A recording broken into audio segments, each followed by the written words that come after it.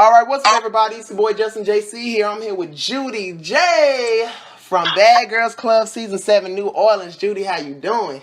Yes, I'm good. How about you, Justin? I'm great. I am great. These fans have been blowing me up about you and Angie, girl. Oh my god. Oh my God, and I probably know what you're gonna ask with that situation. So yes, just let's spill all the tea. Ask me anything. Right. I also have some fan questions on here for you as well, and I got so many, so I narrowed them down. I'm excited. Let's do it. All right, so Judi, it's been a while since your last Bad Girls Club season. What have you been doing since Redemption? Besides Well, ex-besties? after Redemption, I went on Battle of the Ex-Besties, which aired Valentine's Day 2017 last year. So I have been on TV since Bad Girls Club 13 Redemption, and it actually was me and Danny from Season 8 Las Vegas who did Ex-Besties. Mm-hmm. And the thing with Ex-Besties, we were super excited because this was like the first Oxygen show that we were doing that had nothing to do with Bad Girls Club. Right. Not because we don't like Bad Girls Club. Of course we love Bad Girls Club. We're Bad Girls for life. But, we were just excited to show the fans on the same network that we've been on, who pretty much put us out there, gave us the platform. We were excited to be on the network to do a show that had nothing to do with Bad Girls Club, Right. But the thing which a lot of people obviously didn't even know about Battle of the Ex-Besties, which sucks, like how you just said Redemption, you probably didn't even know Battle of the Ex-Besties. And it's because originally it was supposed to air on December 6th. But at the last minute, and I know it had to do with the executives and stuff because they made the final decision that Bad Girls Club was going to come to an end. Right. So they pushed the premiere date back so it could align with BGC17, which was the final BGC season. Right. So I feel like the fact that they changed the date really messed up the promotion and stuff because, like I said, I made the Chicago Tribune. They even wrote about it. Ex-Besties premiering December 6th. All the interviews I did, I was talking about it premiering December 6th. And then when they pushed it back to Valentine's Day, February 14th, 2.5 months later, it doesn't seem like a big deal, but it is. You know what I'm saying? Right. So I just feel like that messed up. The promotion messed up. And then to top it off, me and Danny were eliminated the first episode. Oh my God. It didn't, right. So, the premiere was great. The fans were going crazy. Everybody was really excited. But, by the second week, nobody's tuning in because me and Danny are gone. Because we were the only, like I said, Bad Girls. We have a fan base already. That's definitely why they put us on the show because they know our fans are going to watch. But everybody else, were newbies. They didn't have a fan base, so they really couldn't carry the show. I feel like if me and Danny stayed longer or even till the end, the ratings would have did great. It definitely would have trended on Twitter, stuff like that. Yeah. So that was kind of just disappointing. I mean, I still got paid. It was great. It was a great experience. It was hosted by Sibley Scholes, who works for E! News. She's a correspondent for E! News. She works for Revolt. We had all the ingredients. It was great. It just because the promo day, it wasn't the same. Me and Danny got eliminated first, so it didn't do that great. But I definitely did that. I'm still booked up traveling. I love to travel, so definitely still doing events and stuff. I'm working on a new book, my second book. My first book was called Foe, Till Death Do Us Part, and that actually went into Walmart, Barnes & Noble. So I am working on a new book, and this one is going to be probably a little more personal. Not like a tell-all book, but definitely I'm going to talk about some stuff that even my fans still don't know to this day. Just stuff that I went through. Really, when I was fighting my tumors and cancer, I'm just going to get really in-depth to that because I kind of skimmed over it and Oxygen didn't really, show it a lot except on the season 13 Redemption reunion when they finally, aired it. Hey, right. cancer, but I think a lot of times on the TV show, nobody really knew what my deal was. Everybody just kind of assumed I was an alcoholic, which definitely is not the truth. And I don't even hear that much anymore because I feel like I have a Snapchat now, so fans can see what I do on a daily basis and not just what they choose to show on the show. You know what I'm saying? So if anybody follows me on Snap, they know that I'm not an alcoholic. They know I'm not a drunk. And it stemmed way deeper, but I respect Oxygen for not airing me talking about my cancer a lot because people are mean. You know what I'm saying? So I feel like they, protected me in that sense and gave people just enough, but not enough for people to just get online and bash me. Right. So the book is going to be a little more personal, whereas my first book was more so a fiction book straight from my imagination with a lot of symbolisms. I talked about being Louisiana Creole because everybody always asks me if I'm Haitian. I'm like, no, there definitely is a difference. Haitian is an ethnicity and they speak Creole, whereas Louisiana Creole is more so an ethnicity and we speak more so with French.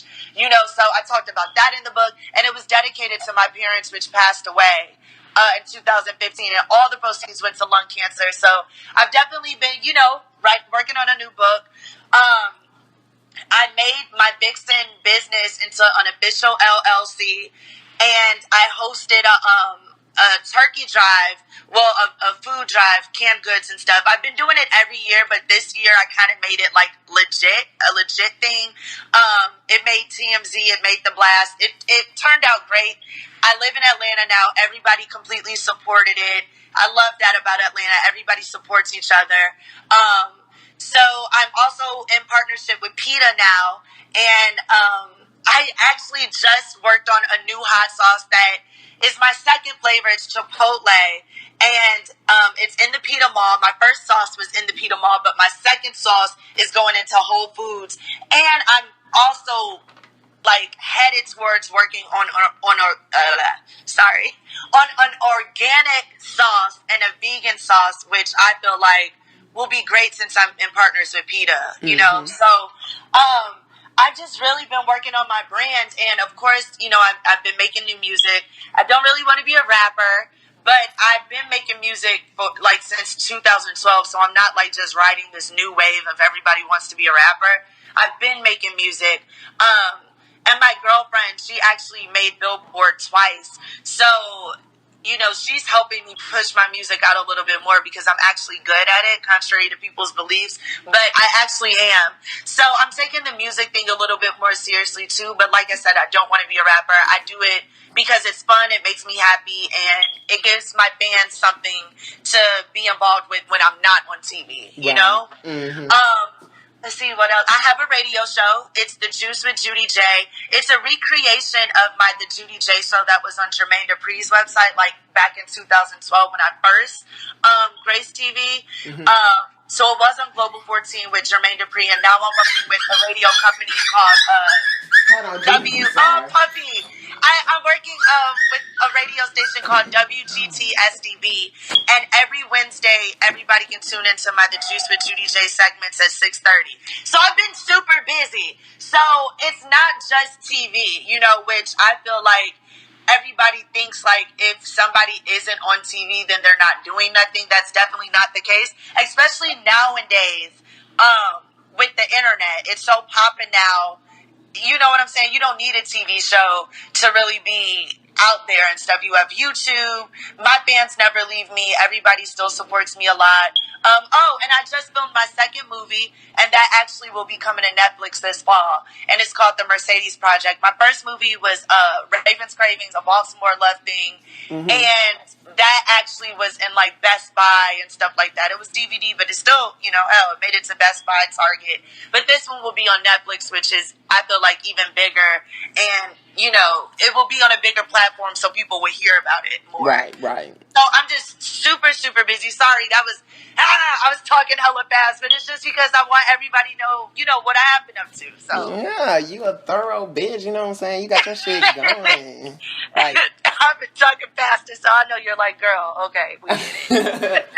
Nah, you good. But yeah, Judi, and also yes, I did watch Battle of the Ex-Besties, and I was so fucking pissed when you and when you and Danny got eliminated first. I was like, y'all serious? Y'all do realize this show was about to go down the drain, right? Yeah. That's what we thought too, and we definitely knew that, and I know production knew that too. But the thing with like those type of shows, like competition shows, and this is something that I feel like everybody should know, it's definitely not rigged. Even when I did Love Games, I won Love Games, right? But that was literally like the first competition show I ever did. So a lot of people are, oh, it's rigged. Like, of course he was gonna win. Well, no, that's definitely not the case, and I know fans probably see that with All-Star Battle. I didn't win All-Star Battle. Natalie didn't win All-Star. The people who you thought were going to win didn't win. As well on season 2 when Rocky was like beasting everything and she didn't end up winning. Tiana did. Right. So these shows definitely are not rigged, and actually it's a law in the state of California that if they find out that the show has been tampered or rigged or anything like that, everybody will get fired. Production will shut down. Like, they will never be able to do another game show ever. So I know producers wish that we didn't get eliminated the first episode, but there was literally nothing they could do about it. Wow. Yeah, but we were hella disappointed. But me and Danny came to the conclusion, like, we're not good at this. Like, we're just not. Competition shows just aren't our thing. Like, yeah, I did Love Games and I won that, and that was a lot of fun, but it was completely different. Like, Battle of the Ex-Besties was so athletic, and at one point at time, like, in my life, like, I played basketball, I played volleyball, and I was, like, really good at it. Like, really, really good at sports and stuff. But that was high school, Then I went to college, and I was more involved in, like, the cameras and acting and journalism and stuff like that. So, but honestly, though, doing that show made me realize, like, you know what? I have to get in the gym. You know what I'm saying? Because we're still young. There's no reason why we need to be huffing and puffing. Like, right. Yo, it's time to, get active. We're getting older, So that really opened up my eyes. And after Ex-Besties, I kind of went through, like, a health thing.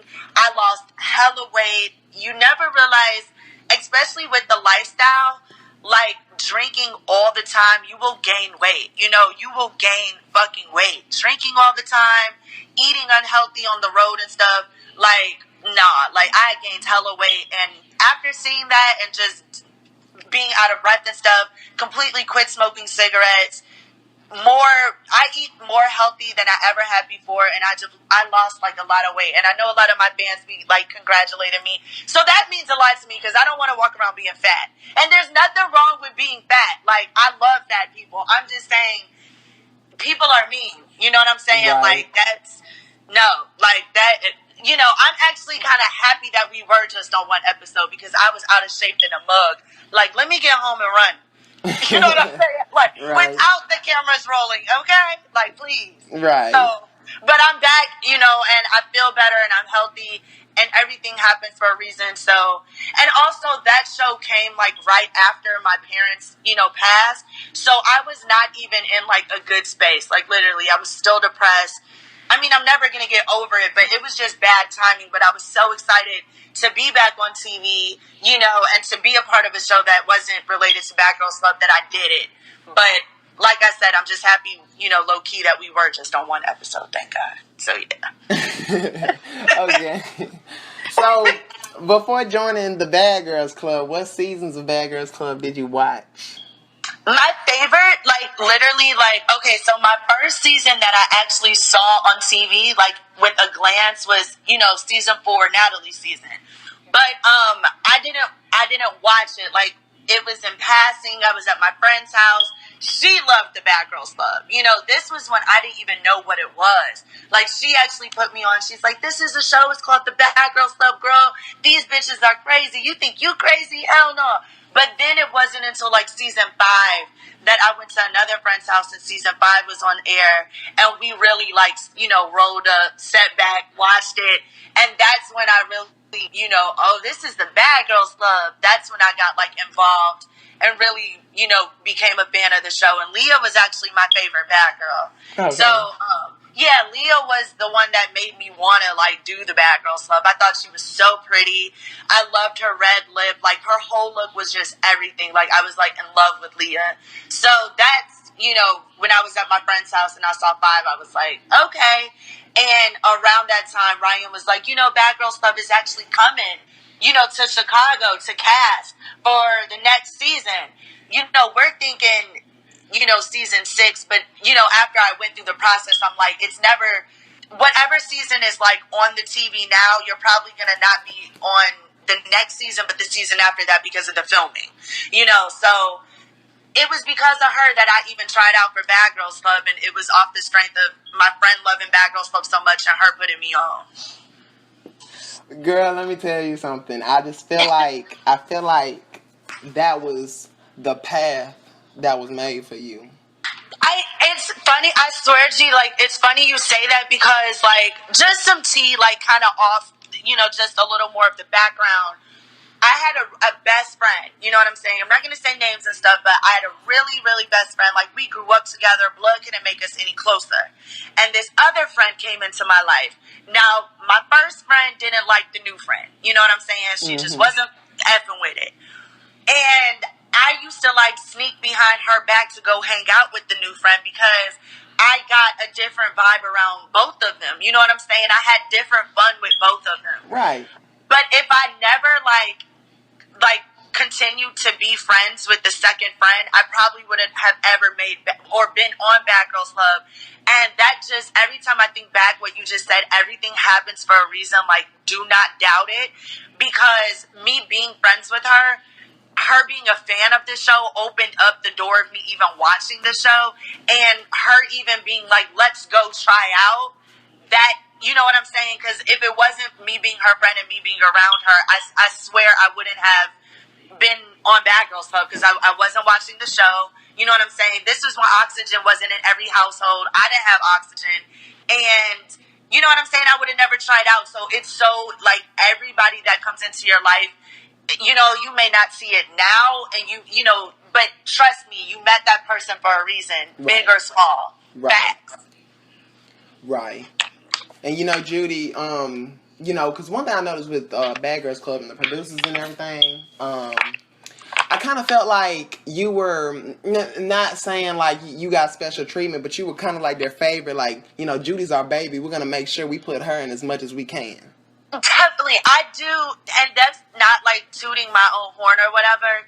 Looking back, like now, you know, a few years later, you know, you look back, and I just, like, when other girls, like, be like, oh, fuck F production, you know, like, F producers, like, they're shady, they're this, they're that, like, I never have those stories to tell because they really treated me nicely, you know what I'm saying? And I feel like that also stems from them knowing that I've had tumors before and just, you know, mind you, these people watch you 24/7. So they know you in a sense better than you know yourself. You know what I'm saying? Right. They see you all the time.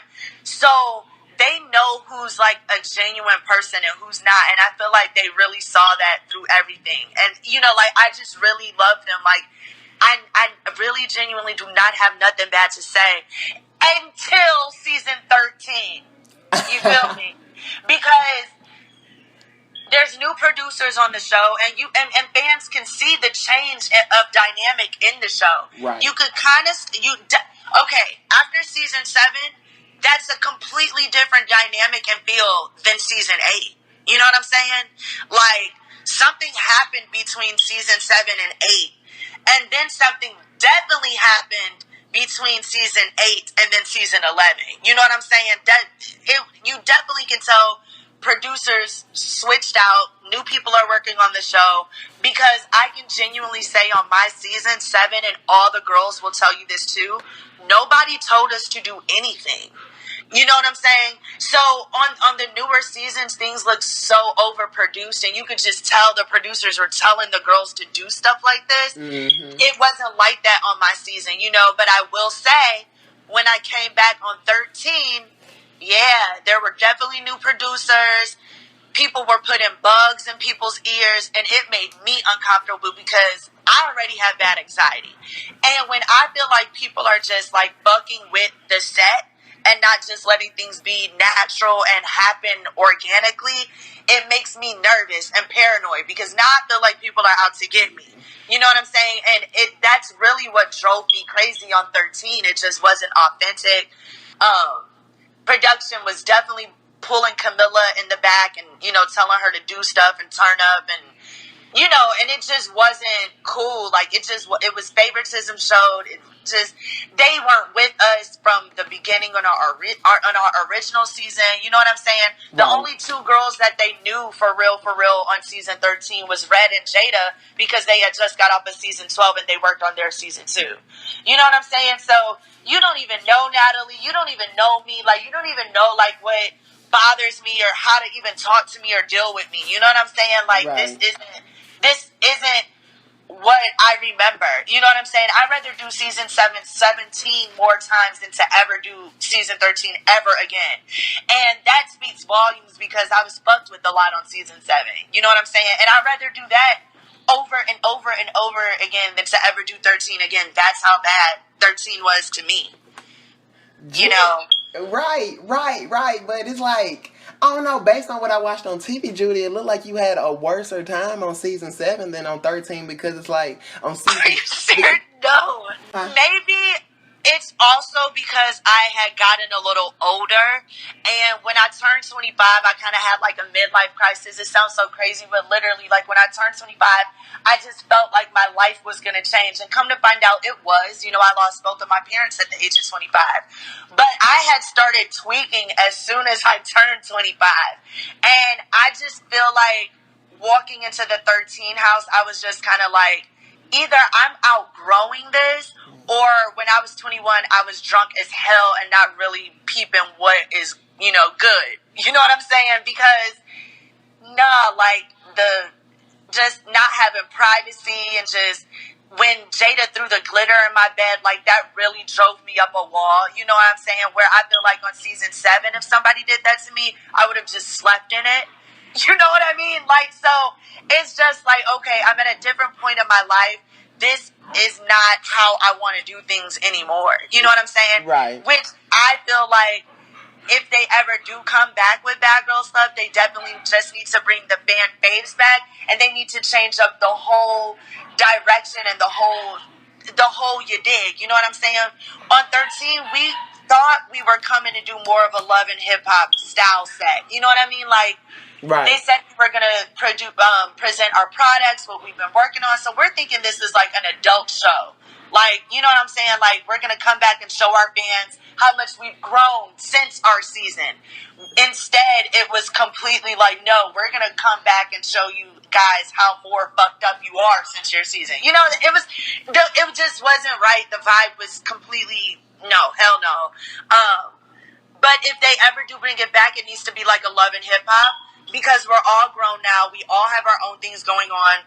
Most of us have kids, you know, relationships. You know what I'm saying? Like, we don't want to go back into a house and beef with each other and argue about dumb things that we argued when we were 21. Like, let us come to set. Let us film some scenes and then let us go home. Right. You know what I mean? We're too old to be living in a mansion together anymore. You know what I mean? When we were 21 and 22, that was great. But bitches are 31, 32 now. You know what I'm saying? Like, this is insane. You don't see the Real Housewives of Atlanta live like this. You don't see Love and Hip Hop live like this. You don't even see Teen Mom live like this. These girls live their own lives and the cameras come to them. You know what I'm saying? And I feel like if they ever bring Bad Girls Club back, that's the setup that they need, because I can't do that ever again. You know, I'm just letting that be known. I can never move in a house and be treated like a kid ever again. You know. Right. So I guess that answers this fan question, because this fan asked, would you ever do the Bad Girls Club again? I like, yeah, definitely, but if the dynamic was differently, you know, absolutely. You know, if they let us come and do our thing, you know what I'm saying?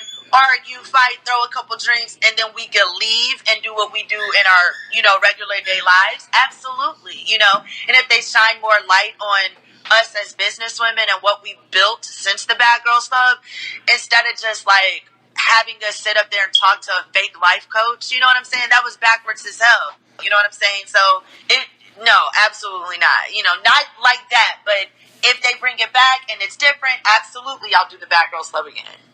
Okay, I have a question about the life coach, because when I'm on YouTube and watching these Bad Girls Club videos, and then I get in these comments and these fans are like, I don't know why these bitches are talking to Laura fake ass life coach, and I get on there and I'm defending her. I'm like, wait, hold on, you don't know that. She probably really does have a license. I mean, I want to know, like, being in her presence, does she come across as a real deal professional life coach? Oh, no, absolutely not. After 13,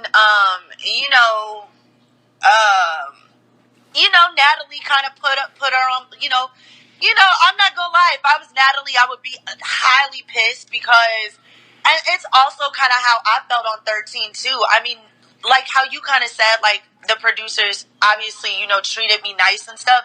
They did. That's definitely true. They definitely did baby me, and I love it and I appreciate it. But on 13, you should have some type of respect for the girls who really helped this show. You know what I'm saying? So Natalie just felt straight up disrespected on 13, and after the season, she tried to sue Oxygen, she tried to sue Bjorna Murray, she tried to sue Red for biting her, and she, exposed Laura for being a fake ass life coach. And at first I'm just like, she's just mad, she's just talking. But then, the fans did their research and come to find out Laura was on like Fear Factor. Yeah, Fear Factor. So she's a reality star her damn self, and she was on VH1, You're Cut Off and stuff. And that kind of made me feel some type of way because, first of all of us on Bad Girls Club have problems, straight up. We all have issues. They cast us for a reason, you know what I'm saying? Right. So you put us in this situation with a life coach that you're making us believe is a real coach, and then some of us are really opening up to her. You know what I'm saying? Like, I really did talk about stuff. Did they air it? No. And this goes back to what I said. They really protect me. Kind of like what you said. You know what I'm saying? Right. I don't feel like it's necessarily baby, but more so protecting me because they know I'm so sensitive. Like, I'm sensitive as shit. Honestly, on every reality show, we have to do, we have to meet with the psychologist and take a test to make sure we're not insane. You know what I'm saying? So I'm not insane. I definitely passed, but from that test, the psychologist told me that I'm hypersensitive. Mm-hmm. So I'm hella sensitive. You know what I'm saying? And yeah, I'm a Pisces and stuff, but even more so, I'm just hella sensitive. That's just how I am. So I'm in there crying with the life coach and stuff, opening up about my cancer and really my insecurities and stuff. Y'all saw like a glimpse of it, like when I was crying to Rocky and stuff. Right. But I really was in there talking to her. You know what I'm saying? And they didn't air it.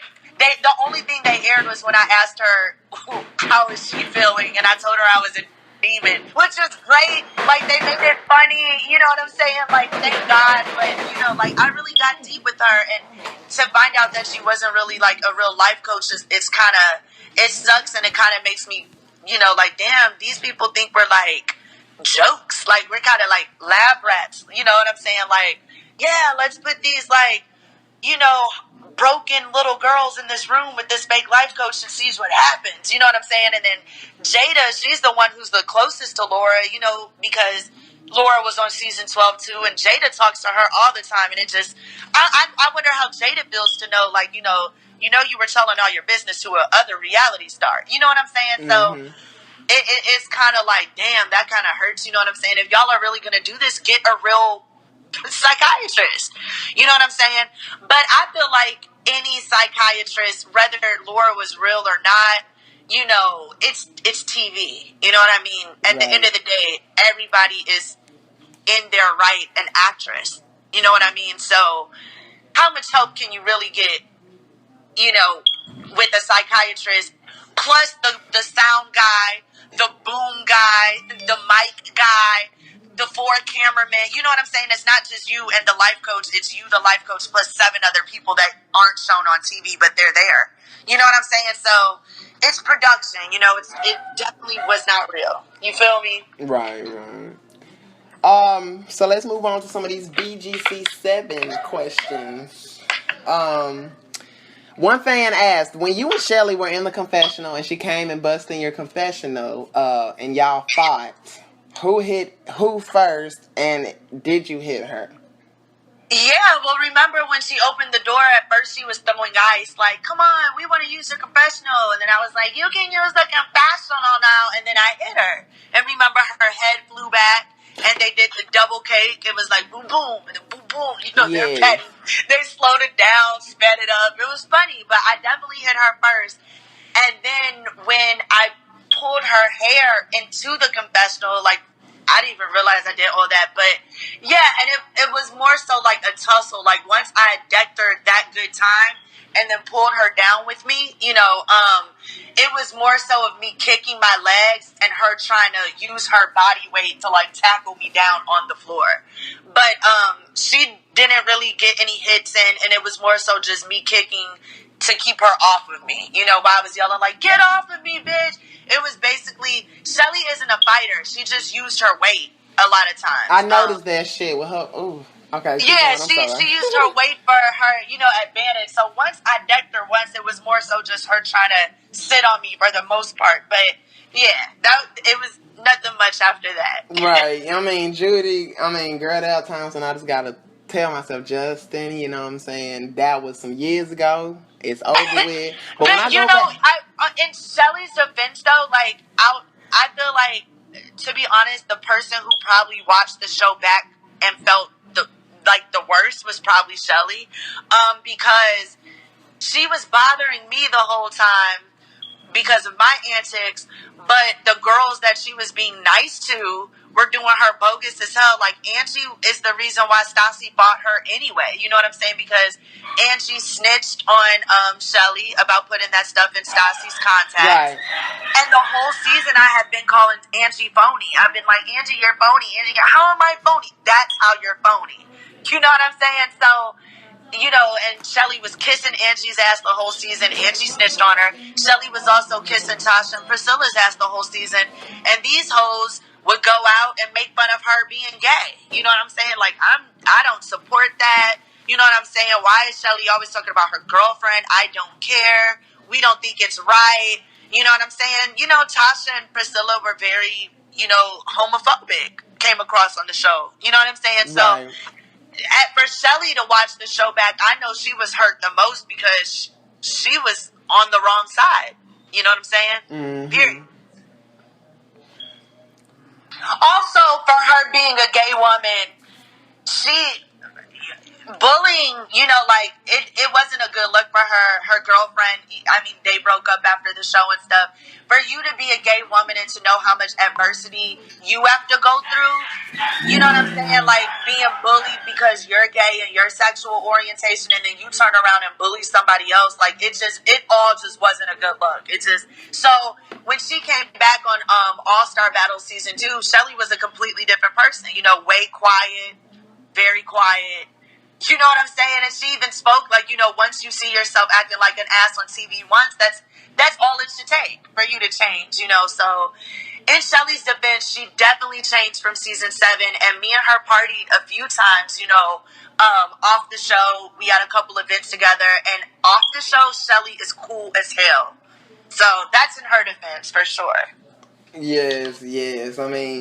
Honestly, watching that whole season, I wanted somebody to fuck her up so bad, because I was like, this bitch will not stop messing with my Judi. I love you, Justin, and I feel like all the fans were really, wanted that to happen, and it was so cool that the finale fight, because I think everybody thought the only big fight was going to be like me and Priscilla, but they saved, the Stassi versus Shelly fight for the finale. They didn't even run promo commercials, so it was a complete surprise to everybody. So I think everybody got the same feeling you got, like, yes, finally. It was a great season. Like, I really, and I'm not just saying that just because it was my season. Like, there couldn't have been a better cast for season 7. Every girl played their part, and every girl was casted for a great season. Facts. Right. No, Judi, trust me. You are not the only one. These fans, if you was to go on YouTube and look up the best Bad Girls Club season videos and stuff like that, season 7 is usually number 1 because there was always something going on every episode. It just never really got boring. You know what I'm saying? Yes, and we did actually win, when Beyonce Murray did the poll a few years back. Season 7 did win the fan favorite, which is awesome because before 7, season 2 birthed Tanisha, but everybody loved season 4. And then when my season came along, my season literally held the best season of all time, even with BGC9, which is another fan fave. And all the fans usually say like the best seasons of all time was 4, 7, and 9. So that's a great feeling, you know. Because that would suck if I was like on a sucky season. Like, man, that sucks. You know, like I can't even imagine. But I'm blessed to have been a part of season 7. I wouldn't have traded it for anything else in the world. I was at the right place at the right time. Timing is everything. And for it to actually be in New Orleans, which is like where I come from, like my background, that was cool as hell. Yes, you know. Yes, definitely. And also, I also have comments from fans too. One fan said all the season 7 girls were funny as hell, and I wish more of them did the spinoffs. Yes. So, do you know any background on why most of the girls didn't do spinoffs besides you and Stassi? Well, so I went through like a phase of getting obsessed with reality TV. I'm not gonna lie. Like after it didn't happen until after All Star Battle because I'm not gonna lie, I was butthurt that I didn't win, and I just kind of like I was so used to being like the main girl on every season that I did. And All Star Battle, we were all popping, and the dynamic of the show was different. It was definitely more focused on like the challenges and stuff.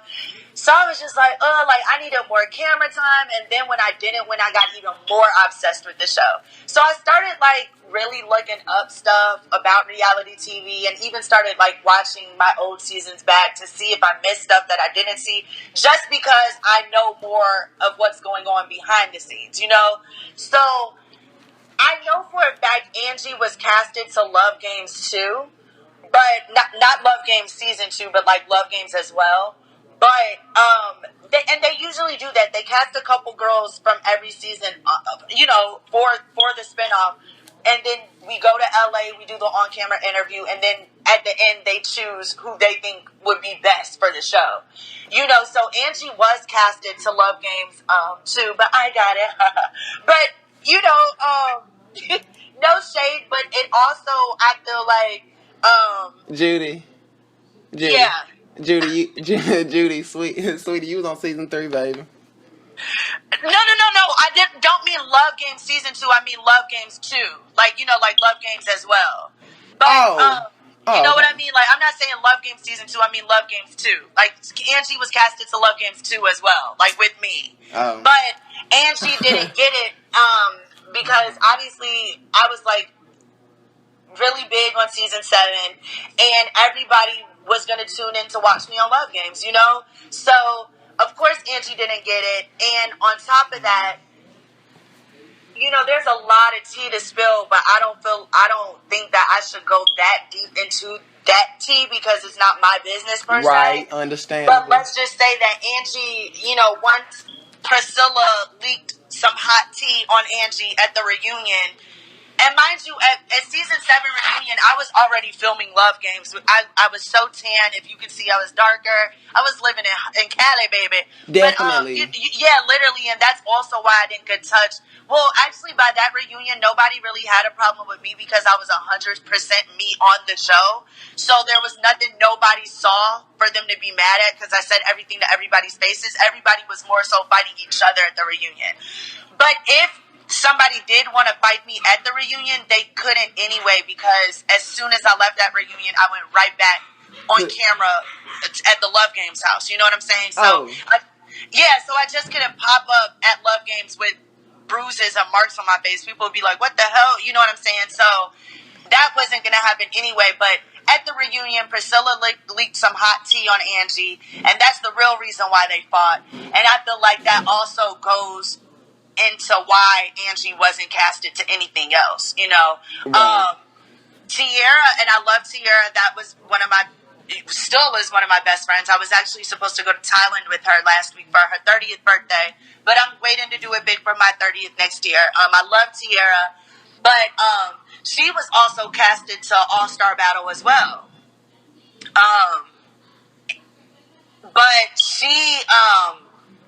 she messed it up by leaking, because, I had told her who won All-Star Battle 1. No, I'm sorry, she was leaked. Where is she leaked to? No, yes, she was also casted to All-Star Battle. She was. Me, Stassi, and Tierra were casted to All-Star Battle. But when I told Tierra who won season 1, and then I don't know if you were around for this beef, but when me and Tierra fell out, she leaked the winner. Yeah. And Oxygen was blowing up her phone, like, delete that, Tierra, delete it, you know what I'm saying? And she leaked it the day of All-Star Battle premiere, you know what I'm saying? Oh, my goodness. Yeah, so to try to mess it up, and, the network is blowing up my phone, and they're like, Judi, like, and I'm like, I had no idea that she would leak that, you know what I'm saying? I'm sitting here telling my friend something in confidence, you know what I'm saying? Right. So she tried to get me in trouble, she tried to fuck up the show, but thank God, like, we ended up having the biggest premiere of all time, like, on the Oxygen Network. No show has ever had a bigger premiere than All-Star Battle Season 1. So thank God she didn't mess it up. But when she did that, she kind of got blacklisted. Because you're trying to mess up the show. Oxygen is trying to tell you to delete the stuff. You know what I'm saying? And you're not listening to them. You're saying, like, fuck y'all. You know what I'm saying? And leaving it up there. So she canceled out her relationship with people when she did that. So Tierra was going to get casted for, like, season 2 or something. But because she did that on season 1, you know what I'm saying? And we're beefing and stuff, they completely just X'd her out of anything else that they plan to do. So, okay, so you were saying that, so you, Stassi, and Tierra were in the running towards being on that season, and you and Stassi made it, and why didn't Tierra make it? Because, I don't know if she was actually casted to season 1 of All-Star Battle, but I'm pretty sure she was, because it was the first season of all, and like I said, okay, they grab a lot of girls, you know what I'm saying? And right. Then from the girls they grab, they narrow it down. Right. So, but all I do know is the reason why she never came back ever was because she leaked the season 1 winner. And I think she was casted as well to season 13, Redemption, but like I said, they cast a lot of people, but they already have in mind who they're going to choose, and from, like, the cast board, they narrow it down to who's going to be the official cast. Right. You know what I mean? So, even though she was casted to 13, I knew she wasn't going to get it just because of how she handled when she leaked Jen as the winner for season 1, And mind you, me and Tierra are friends again, so I'm just skimming over this of what happened in the past, Right. Of course, Stassi was casted because Stassi was a huge part of season 7 for All-Star Battle, but Stassi didn't like how she looked on season 7.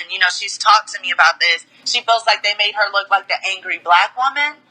And then when she did All-Star Battle, she didn't like how they made her look either. They, like, zoomed in on her weight, kind of added, like, the sound in the back of it, like, boom, boom, and they had, like, Natalie calling her a fat ass, turning everybody else mics down and turning Natalie's up, so across TV, the world is hearing Natalie call Stassi a fat ass, and you know what I'm saying? It just, then, like, she got eliminated because they were like, you don't put in for your TV. It's just embarrassing to her. So after All-Star Battle, she was like, okay, fuck this. I'm never doing this shit again. And then she went and became a flight attendant, which she's doing great. She's happy. I know. It's just, oh my God, I wanted to see her on more spinoffs so bad. I know. All the fans did. People love Stassi, but it was more so she didn't like how production did her. You know what I'm saying? So she's like, okay, I tried this again. You know what I'm saying? Fuck this. I'm never doing it again. Don't call my phone for shit. And then, she just focused more on her, her flight attendant career. Right. So, but I do know the only girls who was sorted from season 7 to do anything else was me, Tierra, Stassi, Angie, and Shelly. And that makes sense because we were the most popping on our season, Right. A lot of girls say that most of the reasons why that they don't get cast for spinoffs is because they don't really give the producers what they want. Like, for example, I remember Priscilla saying that the reason why she wasn't cast for All Star Battle 1 was because she didn't give them the crazy Priscilla that she was on season 1. She had maturity. No, this is a thing that a lot of bad girls do. Either they say they turned it down, or they make up excuses of why they didn't get casted. No, you just didn't get casted. You know what I'm saying? Like, your biggest moment was the fight when I threw milk and cereal on you. You know what I'm saying? And right. Even after the season, her Twitter was like the gangsta on BGC7, and I feel like she really thought like the world was gonna like really honor her for like beating me up. But nobody, it kind of backfired in her. Like, if anything, what was it? Breakfast in bed, right? It wasn't Priscilla beat up Judi. You know what I'm saying? So the fans more so loved me throwing the milk and cereal on her, and not so much her beating me up afterwards. You know what I'm saying? So right. Shortly after, she changed her Twitter name because she realized that was dumb as hell. Like, you beat up the girl on the show who was drunk all the time and openly says she can't fight. You know what I'm saying? So how much of a gangster are you?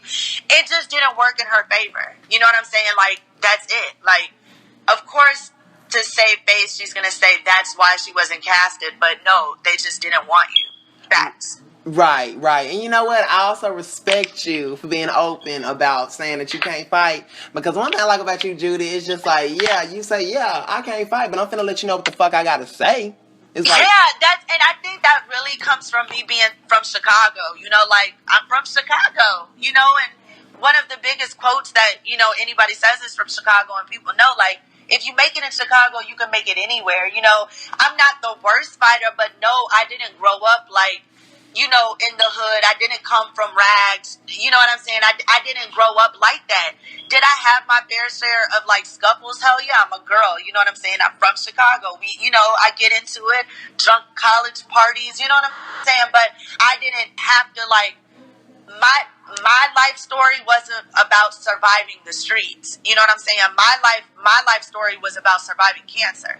You know what I mean? Right. So I may not be strong with my hands or strong with me, you know, fighting, but I'm strong in other areas. You know what I'm saying? Because not too many people can sit there with an IV in their arm and fight two tumors. You know what I'm saying? So that's where my strength comes from. You know what I'm saying? Right. So, you know, Priscilla tried to ride that train of, you know, she has hands and stuff, but it was like, but where were those hands in the laundry room when Stassi was all up in your face? You know what I'm saying? Like, where were those hands when Angie beat your ass at the reunion? You know what I'm saying? Like, you can only... you know what I mean? I'm sorry. So, and this is, I'm pretty much like saying stuff that I've seen that fans say too, you know? So, it just didn't work for her how she thought it would, which is why she kind of, you know, fell back from the scene. You know what I'm saying? Yeah. Priscilla would have been great on like a Mom's Wives type of show. She's even friends with a couple of them too. It just didn't work for her for Bad Girls Love, you know? Right. Oh, and Judi, I also got a question about, because I actually saw this on the show, and I was just wondering, because I was like, how did she do that? Okay, so I had a question. So when you were running down the stairs after the cereal incident, what exactly were the? Because I always wondered this, when y'all are doing crazy things, what are the cameraman's reactions, and how did you react to her getting up and coming at you? Okay, so the breakfast in bed fight, and Lucci V made like a story time video or a reaction or something. Yeah, like, I saw it, babe. I know. So, like, and I just squashed like whatever beef me and Lucci had. You know, we're fine. We're not friends, but we're not enemies. You know, right. In the video, she said, you know, and fans were going crazy tweeting me this because they really wanted me to, like, reply so there could be some beef. But, you know, she did, like, a story time, and she basically was like, you know, oh, they wanted Judi to get her ass beat because they never let fights go that long. No. Literally, that whole fight was even longer than what they showed on TV. Oh, crap. Literally, like, if you remember, like, well, they didn't show it, but literally, I was, like, going nuts for about an hour and a half before Priscilla even, like, finally woke up. Well, mind you, she was awake, though. You know what I'm saying? A lot of people are like, oh, you threw milk into your arm when she was sleeping. No, she was awake. And if you look back at the very first, like, the opening fight, Yeah, I was like, Priscilla, are you awake? No, I was like, Priscilla, did you draw my picture? Right. You did? Are you hungry? You know, because she was awake. She was up answering me. You know what I'm saying? Like, I was like, Priscilla, did you draw my picture? She was like, yeah. I was like, you did? She was like, yeah. I was like, oh, are you hungry? I think you are, bitch. And she was like, whoa. You know what I'm saying? Like, she was up. She was just drunk as fuck. You know what I'm saying? So I didn't throw milk and cereal on her when she was asleep. She was wide awake. She was just hella drunk, like bent. But, that whole fight was so long. Like, I literally took the pans and pots, I dragged them up and down the banister, the stairs. It was like, clack, clack, clack, clack, clack, clack, clack. I was like, wake up! Like, I mean, I really wanted somebody to go home that night. And yeah, I did have Patron in my system. I was super lit. But I was just tired of that dynamic of the house because I just kept being the one being fucked with, and I just needed somebody to rotate out. You know what I'm saying? I didn't care if it was Priscilla. I didn't care if it was Tasha, but one of them had to go because they were the main people egging Shelly on. You know what I'm saying? So if one of these people leaves, Shelly's going to start leaving me alone, which kind of technically started happening. Right. You know what I'm saying? But, you know, and I'm the one that even told Stassi, like, man, it would be easy as fuck to get Tasha out this house. All you got to do is touch her clothes. You know, I knew to fuck with Priscilla because I knew Priscilla would fight. You know what I'm saying? So I knew if I threw milk and cereal on Tasha, the bitch we were just gonna hear her mouth, but she wasn't gonna do shit. You know what I mean? I knew Priscilla would. You know what I mean? I knew Priscilla would fight. So, and that's what I wanted. So when people are like, Judi got her ass beat, like, I didn't fight back. You know what I mean? Like that, it was planned. I didn't fight back at all. The only time I fought was in the hallway when I mushed her and like kicked her. You know what I'm saying? But after that, it was like, okay, how do I do this? She has to do enough to make sure she goes home, and that's what the producers were on board with. Lucci, you know what I mean? Like, They know I wanted her to go home, and if it was bad enough, yeah, she was gonna go home. Because mind you, this was back in the days when we could fight and people weren't sent home automatically. You know what I'm saying? This was like the golden age of Bad Girls Love. This wasn't like season 16, somebody gets kicked in their back and they gotta go. You know what I mean? Like, this was when we fought, we scrapped, and they didn't send people home yet. So they wanted it to last long enough so the network would call them back and say, yeah, she gotta go home. You know what I mean? So, yeah, but that fight was long as hell, G. Like, seriously, Justin, like, if you even remember, look back on the fight, after I threw the milk and cereal, me, Tiara, and Stassi came back downstairs to the kitchen. Yeah, y'all were eating. Ate. Remember, we ate, and I was like, damn, this house is boring as hell. I'm nice. That doesn't work. I mean, that doesn't work. What do I do? Like, you know what I'm saying? And Tiara was like, man, I can't believe I haven't heard nobody run down these stairs yet. Literally, the whole fight was about 2 hours long from start to finish. And then Stassi was like, you know what, Judi, just go bang on her window. I bet you she'll wake up in. That bitch is drunk. You know what I'm saying? She'll get out of her bed if you start being real noisy and banging. You know what I'm saying? So I was like, you know what, you're right. She slapped. She's awake, but she slapped. You know what I'm saying? And that's when I went out and banged on the window. And yes, Stassi was right. She finally got up. You know what I'm saying? But literally, that fight was long as hell, y'all. And I would have been really upset if she did not go home that night after I literally gave my all. You know what I mean? Right. And, you know, the way they edited that, it just seems so cut up for real. Like, at the part when y'all are fighting at the door when she comes out or whatever, and then Angie breaks y'all apart or whatever, how long was Tasha? And just, it was hella split up because here's some tea that y'all probably don't know, or, you know, it's been out a little bit, but there's a law in Louisiana that no more than 4 people can stay under the same roof if they're not related. Right. So our season was the only season that 3 girls every night had to go to a hotel. Y'all don't even notice that, do you? Y'all think we were all in the house every night together. Nope. Every night, 3 of us had to go spend the night at the hotel. So that night that I fought Priscilla, which is also why I chose to do it, was because Shelly's girlfriend was in town and Shelly was not in the house. If Shelly was in the house that night, you really think it was going to go down like that? No. Shelly would have been in the middle of everything, loud as fuck. You know what I'm saying? Right. Tag teaming me with them, like, you know, on me. have y'all ever noticed Shelly was nowhere around? Yeah, because she wasn't there. You know what I'm saying? She was with her girlfriend. And I did it early enough where, you know, most of the girls were still in the house. But that night, I ended up going to a hotel as well as Priscilla. And Shelly was with her girlfriend. So that was the 3 girls out of the house that night. You know? So they showed a edit of Shelly sleep in her bed, but she really wasn't even in the house at all that night. So it was very edited, but for the most part, they showed the most of pretty much what happened. Right. But also, after the fight, I was yelling out, Suwoo, gang, gang. I'm the one that took the blood on my face and smeared it, which made it look even worse. It really was just a busted lip. When Stassi was like, baby, your lip is just busted. It really was. But because I'm so light, it looked so bad. And I smeared it on my face. Like, I went crazy. I was all up in the camera. Blood gang, Suwoo, bitch, gang, gang. Like, blood, like, smearing blood. I know, literally, I was, like, going fucking crazy. Like, nuts. Like, I went insane. And that's also what they don't see. And also what played a major part of Priscilla going home was Priscilla pulled out a knife too. And if you look back at the fight when she runs up like down the hallway to the makeup room, she had a knife in her hand, which was not allowed. No weapons are allowed. Any bad girl can tell you, anytime we use like sharp objects, they bring us into this little room and they literally have to watch us. We could only use plastic, you know, stuff because they think we're crazy. You know, so when Priscilla ran up with the real knife, production was like, how the fuck did we miss that? You know what I'm saying? Like, who missed that in her suitcase? Because we get all of our stuff checked. You know what I'm saying? They confiscate anything that has name brands on it. They put black tape over it. They take weapons. You know what I'm saying? We're not allowed to have none of that. No name brand, none of that.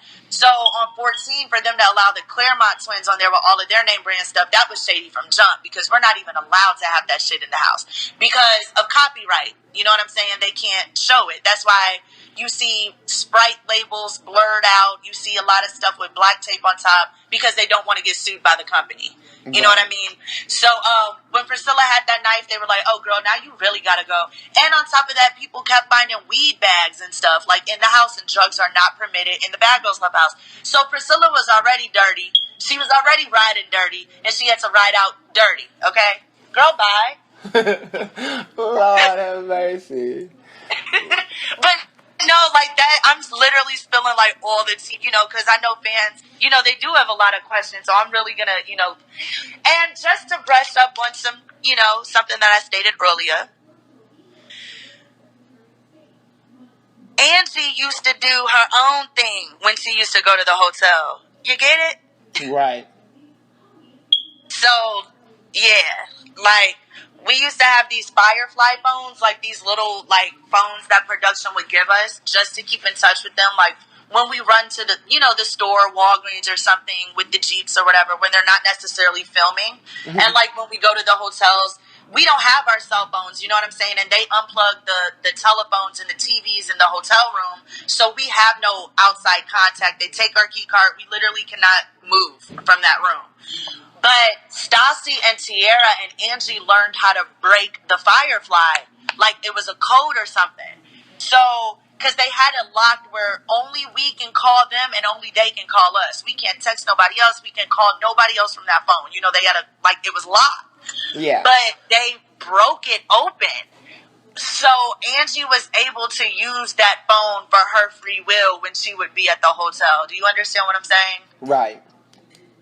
Without saying too much, yeah. So, and they wouldn't even let me all the way in on what Angie was doing with that Firefly and what was really going on at the hotel. Because when I would get drunk and when I would get into arguments with these girls, I would use it as ammo. You know what I'm saying? I'm so glad I got you because a fan wanted me to bring this up. Yeah, but, so they Stassi and Tiara didn't put me on complete game because, you know, I'd be lit and arguing with these bitches and then boom, you know what I'm saying? Like, you know, and I'm like that. That's a Pisces trait though. Look at K. Michelle. Look at all of us. We hit where it hurts, but we save that hit when we need it. You know what I'm saying? So they didn't even, you know, let me know what was really going on behind the scenes because they knew once I got drunk and argued with these bitches, I would spill all the tea. So, you know, they were like, we just not going to tell Judi about this. But yeah, after the show, I found out all the tea, and I was like, oh shit, so that's what was going on. Okay. Right. Because there was a moment when you, Shelly, it was you against Shelly and Angie in the room, and they, whatever you were saying during that moment, they were saying that you were talking about Angie, but production was cutting it up, like talking about how you pounce on guys, like talking about how she pounces on guys or some shit like that. Yeah, like it was just, and you know what? Because I'm so like not to toot my own horn, Right. but I'm more smart than what people think, and I'm just a people person. I can pick up on energy. I'm not dumb, and on top of that, I'm from Chicago. You know what I'm saying? Like, we're not stupid. So I probably did subconsciously know what was going on and speaking it. You know what I'm saying? So yeah, that probably was going on. I probably was calling her a hoe, or you were pouncing on dick. And stuff like Shelly says, stop talking shit about Angie, and then you say, Angie pounces on boys and she's the only one who gets dick. So that's what made the fans think, oh, Judy's talking about her fucking production. No, and it wasn't even that strong. It wasn't even all the way there yet, but I definitely was, feeling some type of way towards her, or knew something was going on. You know what I'm saying? Something was going on. But majority, I was calling her phony. Right. And I'm just gonna be real, like, let's put it all out there. I really, just want to talk about everything. I feel like looking back, I was maybe a little jealous of Angie. Not like jealous of like her, but I think Angie is very pretty. And mind you, I'm not the type of female that hate on another pretty girl. Not at all. And you could even watch the season back on the last day. I was like, bye, Angie. You're so pretty. Literally, I called Angie pretty every day on the season. I think I called everybody pretty because I'm a nice person, like, you're beautiful, I don't know. It was something about Angie that really rubbed me the wrong way. And like I said, I used to compliment her all the time. So it wasn't even that. It was just something that just wasn't, shaking with me. I don't know what it was, but I just didn't like it. And when I would get drunk, I would call her phony. And I wasn't wrong, was I? You know what I'm saying? So, yeah. I don't know. But something about Angie really, like, bothered me. I don't know what it was. I really don't. But, yeah. So I used to, be like, you're phony. And it was, like I said, it came out to be true. I just didn't like how she would be one way around me, Tiara, and Stassi, and then a completely different way with the other group. You know what I'm saying? Right. Even production told me to go out with the other group one night, and that's when I went to the club and I was like, oh shit, my purse, and I left it like in the bathroom. That was so funny. Oh yeah, because they wanted me to get to know all the girls, and they were pretty much like, hey, this house is segregated. You know what I'm saying? It definitely is like white against black, and you're mixed, so maybe. And you're used to being around just the black girls. How about you go out with the white girls? You might like them more than you think. So I took a chance. I went out with them, one night, and I was like, absolutely the fuck not. Never again. You know what I'm saying? And I didn't go back out with them until like towards the end of the season when we did the charity for the puppies and stuff, Right. But yeah, when I went out with them, Tasha was making very racist comments while the camera was rolling. She was like, don't you get tired of like being around the smell of burnt weave and like what's up with Stassi? She's always patting her weave and very racist, G. You know what I'm saying? And whether I'm mixed, I am mixed, but whether even if I wasn't, that one drop of black blood in me, I'm black. You know what I mean? So, and that comes from me being from, the South, like my mother, I have cousins who are whiter than me, lighter than me, green eyes, sandy blonde hair, could pass for white, but guess what? They're black. You know what I'm saying? They're Creole. So right. I don't understand why Tasha felt so comfortable to say that type of shit around me. And the cameras were rolling. I literally looked at her like she was crazy, looked dead in the camera, and excused myself from the table. You know what I'm saying? So yeah, Tasha and Priscilla were very, very they were bigots.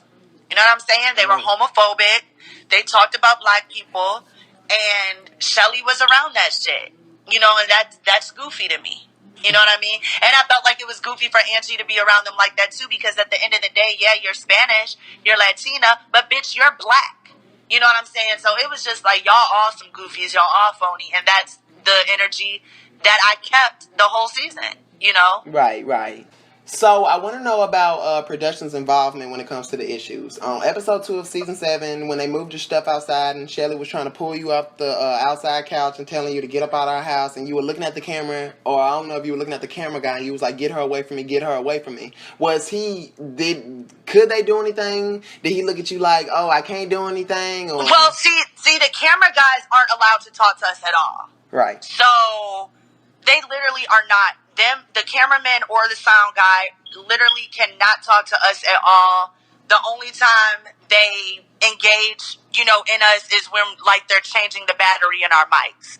Other than that, you're not allowed to talk to these men. Act like you don't even see the camera. For one, you're never supposed to be looking directly in the camera anyway. That's what they tell you upon, like, right before you even start filming. Okay? They're like, do not look at the camera. Go about your day as if they're not even there. You know what I'm saying? Right. And actually, you get fined for talking to the camera or messing with your mic or hitting the camera and stuff. Like, they do start to fine you, from your payments, from your check. You know what I'm saying? So when I was talking like that, like, get them away from me, it's because the 2 executive producers were outside. Because that, like, I did so much, like, the first night, that the whole house was, like, up, like, riled up, you know what I'm saying? And they realized very quickly that, like, I'm not like that. Like, yeah, I'm like that. I'm crazy, but my mouth is vicious, not me fighting or my hands, So when all of the girls kept, like, ganging up on me that second day, and you can clearly see in my face that, I was scared. I'm going to be open with that. Hell yeah, I'm scared. I don't know these hoes. And there's 6 on 1. I don't know what these hoes are about to do. I'm on Bad Girls Club. Bitches get jumped every day, bro. You know what I'm saying? You right there. I'm obviously scared. I'm obviously like, what the fuck is going on? And I'm talking to the executive producers, not the cameraman. But yeah, I was like, can you please get them away from me?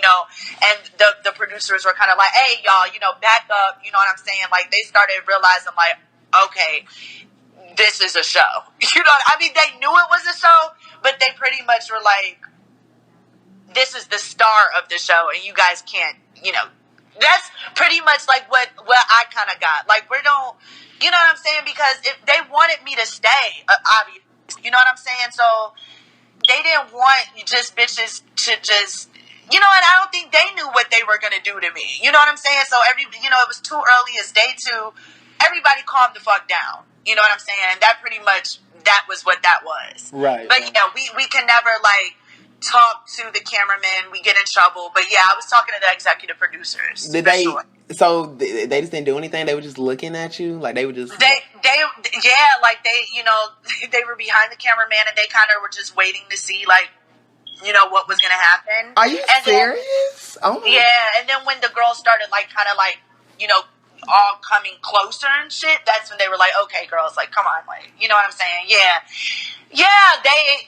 It's a TV show. You know what I'm saying? You do sign up for it, so that's also why when bad girls are like, just like blaming producers and production, like, you signed the contract, and let's act like you did not see the Bad Girls Club. You know what I'm saying? Like I said, even when I first auditioned, the first season I really saw was 5, and only a few episodes of that, and a glimpse of season 4. But once I started really, like, making the rounds and shit, and I'm like, oh shit, I might really make this show, I went on YouTube and binge watched it. You know what I'm saying? Like, come on, y'all. Like, y'all aren't going to go do a TV show and have no idea what the fuck it is. You know what I'm saying? Right. Like, stop. So when girls be like, I've never seen a season before, like, stop lying. Yes, you have. So... because would you go someplace if you didn't know what the hell it was? Absolutely not. Hell no. I'm going to make sure I know my shit before I audition. Right, or even, just when you really start making it like, shit, I might be, this might be for real, you want to know what you're about to go get yourself into. Right, So, yeah, they sometimes they sit back and see how much they can get out of a situation, but then when it starts going too far, they get in because they don't want to, get in trouble, and after, like, season 11... Oh, Lord. season 11, they went too far. You know what I'm saying? And that's when Oxygen started pulling the show back. If you remember, we used to have like commercials like "Live Out Loud" only on Oxygen, and we would be dancing and stuff with the Mardi Gras mask. And for Mexico, you know, Meghan had the maracas, and Right. Christina had the hat. You know, oh man, we were sponsored by Garnier Fructis. We were sponsored by everything. You know what I'm saying? It was lit. It was popping. But after season 11, all the sponsors pulled out. They were like, we don't want our brand and business associated with this. This is supposed to be a woman's network, you know what I'm saying, about empowering women. And this show is about, you know, women beating up on each other and bringing each other down. And that's the start of the end of the Bad Girls Club, season 11. Oxygen was like, whoa, you know what I'm saying? Like, we definitely are not enabling women to bring each other down. This is not what we stand for. You know what I'm saying? And they had to step in and save face really fast. I even heard from productions they sent the whole season back to production for them to re-edit the whole season before they even aired it on the network. So what y'all saw, it was worse than what y'all saw. You know what I'm saying? And season 11 was bad, so imagine how bad it really was for them to have to go back in and re-edit it for Oxygen to say, okay.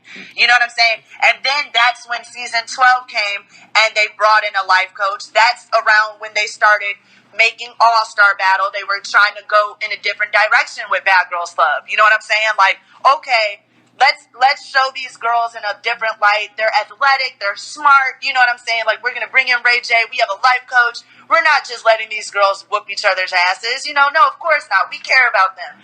So after 11 was when, you know, they really tried to save face. And 13 was supposed to be the last season. That's why they made, you know, a redemption and brought back the fan favorites, because that was going to be the end of it.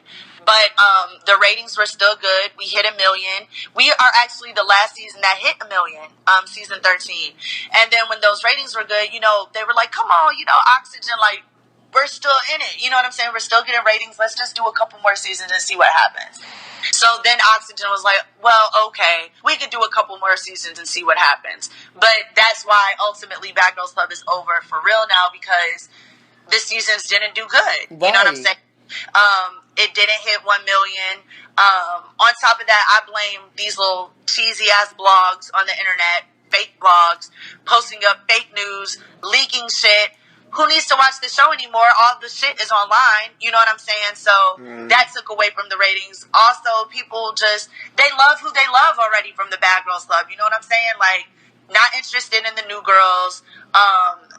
Definitely the publicity went down because, man, like, we used to be lit. You know what I'm saying? Even for club events, we used to get like 5K a pop.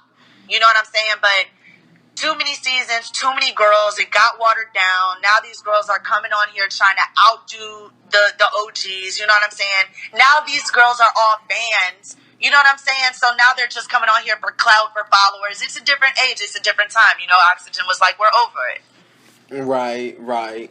And, you know, I feel like, you know what I'm saying, BGC, I feel like they messed themselves up because, in my opinion, I feel like after season 7 is when they started going downhill, because that's when the jumping got kind of severe, you know, with all that jumping on season 8. Yeah, it definitely, and that's also what I'm thinking. Remember earlier, I was like, you could definitely tell a difference even after season 7 going into 8, that something changed. Right. So I definitely agree. Like, it definitely started getting different on 8, and then by 11, it was just completely gone, you know?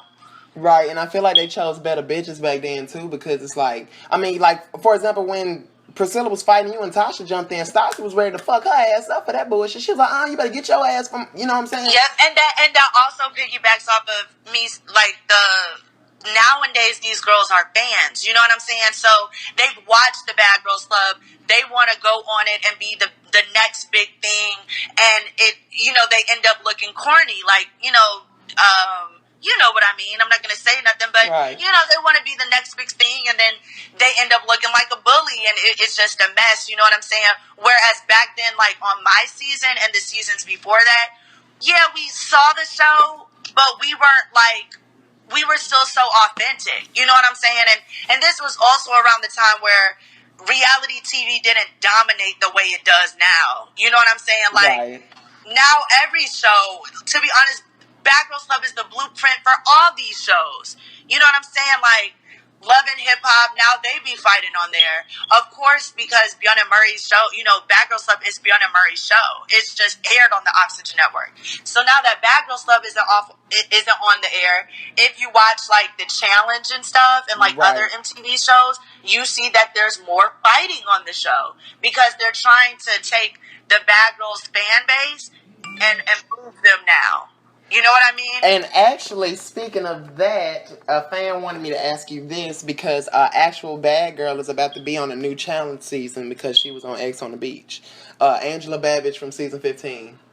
Yes, I do. I follow Angela. I do see that she's on X on the Beach, but I do think that Angela is good for TV. This is definitely her type of thing. She looks great on the MTV promo. Definitely made for MTV. And if she does the challenge, that's dope. You know what I'm saying? Because she's going to open the doors for Bad Girls to be able to go on the challenge, you know? Which I already know that that's in cahoots anyway, because like I said, Beyonce Murray owns, you know, the Bad Girls Club. Well, Oxygen owns it, but Beyonce Murray's is the producers. So they're going to try to incorporate Bad Girls as much as they can into their shows, you know what I'm saying? Because they produced it, and they didn't want it to end. Oxygen chose for it to end. You know what I'm saying? So anything can happen. Look at Jersey Shore. They're back, and it's a family reunion. You know what I'm saying? You never know what these producers have up their sleeves. What if they did something like a Bad Girls Club season 7 New Orleans family reunion with all your original girls? Would you do it plus Cheyenne, so 8? I feel like everybody's at a different place in their life. Like, Tasha is married with 2 kids. Sierra is married with 2 kids. Stassi wouldn't do it at all. She's a flight attendant. I'm not sure what Priscilla is doing. Angie, I don't think would do it. It seems like to me Angie did not like, you know, what her like how her shit turned out. So she got very low key. She kind of dipped from the spotlight. She's very private. She has a boyfriend now. I don't think nobody else would do it. You know, I would do it if it was a reunion. Yeah, that would be great to like, hey, where are they now? But I think Oxygen or Beyonce Murray is going to do something like that anyway. But I don't think it's going to be like every season. I think it's going to be like the fan favorites of the whole franchise. And it's going to be like a where are they now kind of thing, you know? Right. And you know, a lot of fans think that they're going to, if they do a season 18, it's probably going to be a redemption too. No, they're never going to do a redemption. Like I said, redemption was only because they were ending the series at season 13. Okay. You know what I'm saying? Okay. It was never going to be like a redemption 2, a redemption 3, which I saw in the blogs. Again, it goes back to niggas not knowing what the fuck they're talking about. But yeah, no, it was only going to be one redemption because that was going to be the last season. You know what I'm saying? And it just so happened that the ratings were great, and Beyonce Murray was like, "Come on, let's keep them going." And Oxygen gave it the green light. You know, but there's never going to be a redemption to no, that never, ever, ever. All right. I hate to I feel like sometimes when I come out with the truth, fans are disappointed, but I never want to disappoint people. It's just I want to, you know, set the record straight and just tell the truth. You know, just because I'm on the real side of it. You know what I'm saying? I feel like these blogs fill themselves too much and get too happy because they be blowing up BG's Bad Girls DMs and stuff, you know what I'm saying, for information and stuff, and then they take a little bit and run with it and turn it into something completely that it's not and get the fans completely excited about a straight up lie. You know what I'm saying? So I be feeling bad when I come in and, you know, speaking the truth and stuff, but at the same time, I don't want people to be, you know, excited about something that's never happening, you know? Did you expect to be asked for Love Games 3? I knew shortly in that I knew that I was going to be a big part of the season, but I knew on the last day officially that I was definitely the star because I was the last one to leave the house. And when we caught that final scene, of course, the limo made, you know, a U-turn and then brought me back to the house so I could do my final interview. But when I pulled back up in front of the house, all the producers, no bullshit, this is real talk, all the producers, cameramen, boom guys, executive producers, anybody that was a part of the show was standing outside the house clapping. Okay? So that's when I was like, oh shit, I gave them a fucking show. You know? Yes, I swear to God. And then that's when I was kind of like, oh shit, like I'm, this is it. You know what I'm saying? I'm definitely the star. I was the first one in. I'm the last one out. And pulling back up to the house. Everybody's outside clapping. Like, you know what I'm saying? Like, great. Oh my God, I'm so excited. This is going to be one of the best seasons ever. This is one of my favorite seasons. I can't wait. We're already in post-production. And, our season ended 2 weeks early. And this was back when we used to really live there for 3 months. The later seasons, like 16, 17, these seasons, they only live in the house for 3 weeks. You know what I'm saying? They don't even go out the country on vacations. That's how you know that the show isn't the same as what it used to be. Like, we used to be in the house for 3 months and then go out the country, So, mind you, we were there for 3 months and they still cut our season 2 weeks early because they had so much footage from 7. Like, everybody was really thoroughly excited about the season. And if you remember, like, our season was supposed to air, July something. It was like July 17th, I believe. But this season was so good that they pushed back our premiere date to August 1st. And they did that because they knew kids would be back at school and be at home watching the show instead of out playing summer vacation. You know what I'm saying? They wanted all the ratings. They wanted everybody to watch this season, and that's why they pushed back the premiere date. So, what was the question? I'm tweaking.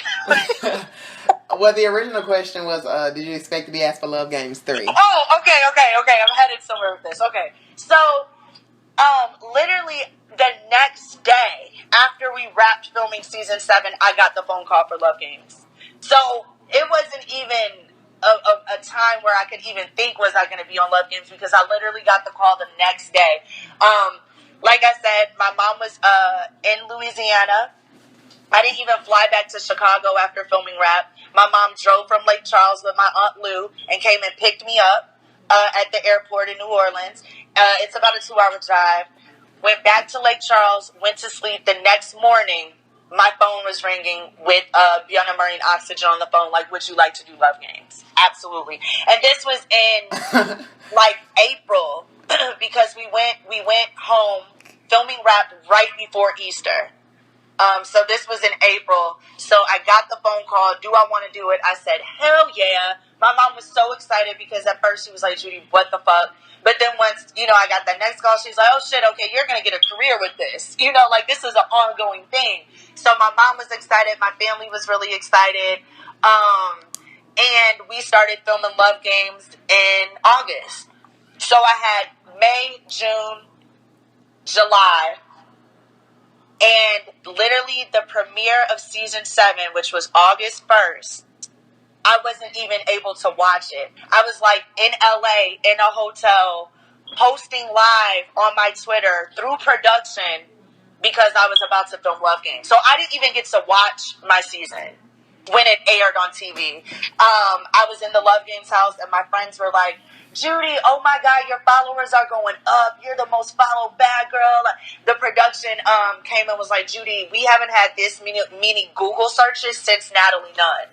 So when I was like, I'm the next Natalie Nunn, it stemmed because production told me that. You know what I'm saying? They were like, we literally have not had this many Google searches on the premiere Bad Girls Club since Natalie Nunn with the Chris Brown and Rihanna shit. And my Google searches was like Judi, Shawty Low, Reggie Bush. You know what I'm saying? All that crazy. Yes. But I wasn't lying. I do know Shawty Low. You know what I'm saying? I did know Gucci. I do party with these people. So, that shit was blowing up. I was trending in 3 different categories on Twitter. Voodoo, Judi, and my high school, Rich Central. I'll never forget. Like, to this day, I'll never forget those moments. Like, it was... Like, I can't, like, I'm getting chills talking about it because that was such, like, a once-in-a-lifetime thing. And out of all the shows that I did, it will never amount to the feeling that I got on the season premiere of 7 when I'm in LA about to film another show before my season even airs, and all I'm getting from my friends is like, these tabloid like screenshots and stuff. You know what I'm saying? Like what? Like people are writing about me and Shawty Love. They're like, Judi, a bad girl, but not a liar. Like, you know, it was just so lit. It was just phenomenal. Like, you know, and yeah, production was like, we haven't had this many Google searches since Natalie Nunn. You're the next Natalie. That came out of production's mouth. So when I'm out here saying like, I'm the next Natalie Nunn, I don't necessarily I didn't mean like, oh, I'm about to take her place. I just meant like I'm the next biggest bad girl from Bad Girls Club, you know, and I was told that. So it was never, you know, like that when they're like, oh, you want to be the next Natalie? No, of course not.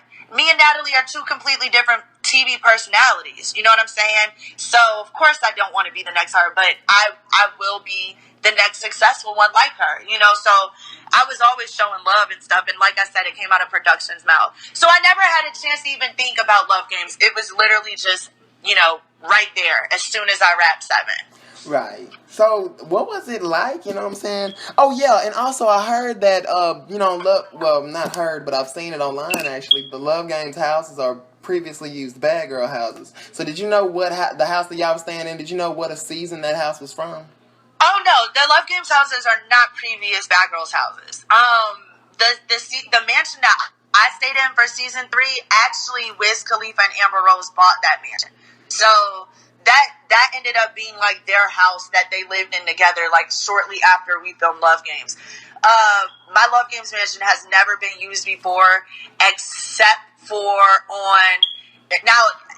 You probably heard other Bad Girl seasons, but not Bad Girl seasons, but they have been used for other reality shows. Like, I think our Love Games mansion was used for Big Brother. If I'm not mistaken, that was the show. Oh, hold up. The only Bad Girls mansion that was reused for Love Games was Natalie's season 4 mansion for season 1 of Love Games. Yeah, probably 2, and then they used a Bad Girls mansion again, the 14 mansion for 15. But right. But every other house was used like for the first time ever. Okay. Yeah, and my Love Games mansion, literally, for Wiz Khalifa and Amber Rose to buy it afterwards, you know it was the shit. And the thing with these mansions that y'all see on TV, you don't even see the whole thing because they cut it up because production needs a place to sleep and stay too. You know what I'm saying? So there will be rooms that we have never even went in during this show because they're off limits. You know what I'm saying? So the house is actually humongous, but technically we're probably only filming in like 1/4 of the house, you know? So yeah, it's way bigger than what we get to live in. So we're living in a mansion, but we can't live in the whole thing because, you know, it's taken. Right. What was the fighting rule for season 7? Because it seems like for example, when Tierra and Angie fought, none of them got sent home. I'm just wondering, what's the rule when it comes to fighting? See, that's also what I spoke about earlier. Back then, we didn't get sent home for fights. Like, you know what I'm saying? Like, even Wilma got into a few fights before she went home. You know what I'm saying? Back then, during my season, like the Golden Ages and stuff, it was more so the severity of the fight. On my season, they didn't want any replacements. Actually, like they loved our season. They felt like everybody brought something to the table, and they technically didn't want any replacements. Back then, they really wanted the girls to get to know each other and to really get their moment to show the world who they are, the good, the bad, the ugly, all aspects, you know, because you can't get to know anybody after 1 day, after 2 days. So it sucks when like these bad girls go on the show and then go home like the next episode. Nobody even really ever gets to know them. You know what I'm saying? Right. So I think back then it was like, it wasn't that serious, and this is our cast. And we want people to get to know each other and love every aspect of their personality, you know? Like, look back at season 1 when Ripsy was going crazy. You know what I'm saying? Like, it was different back then. But that ties into nowadays the girls want to go on the show and be the baddest and be the toughest, so they do the most to get them sent home. You know what I mean? Right. So that pretty much answers it. There was no fighting rule. It was just like, do your thing. But if the network steps in and it's really severe, then you gotta go, which was Priscilla's case. And I truthfully believe she maybe would have possibly stayed, maybe, if she didn't have a knife in her hand. You know what I'm saying? Because then that goes against the network, and it's a liability. And if I had got stabbed or hurt or killed, the show would have been over way before it even, way before season 9 of Meghan James, way before Rocky Balboa. You know what I'm saying? So, yeah, I feel like that when it's severe like that, when there's knives involved, weapons, people are throwing glass, like on Love Games, when Sydney threw my flower vase into the wall and it shattered, niggas are walking around getting their feet cut. You're a liability, mama. You gotta go. You gotta be the first one out of here. You know what I'm saying? Oh, that's why you said that you're a safety hazard. That's why you said that. Exactly, yeah. Okay. And I meant to say like a liability, but I couldn't even think of the word. But yeah, you're a safety hazard. When you are literally hurting niggas, like for real, like you gotta go. You know what I'm saying? Yeah. When she threw that glass, niggas are cut up. Like she's a little crazy. Like when people do stuff like that. But see, even on season 7, I broke glass and stuff, but I did it in situations where people wouldn't get hurt. You know what I'm saying? Like, I'm not throwing glass at people. I'm breaking glass in a limo. I'm breaking glass and putting it in a bed knowing the girl wasn't going to come back and sleep in her bed that night. You know what I'm saying? It gives producers enough time to move shit so people won't get hurt. That's why I didn't get sent home. Also, when I spit on the pizza, I spit on their food like one other time. A production pulled me aside, like, stop doing that. That's a hazard. You can make people sick from that. So they do make you stop. You know what I'm saying? And I just feel like when girls go way too far in a situation and they cannot no longer control it and it's out of their hands, then they go home. Okay. You know? Okay.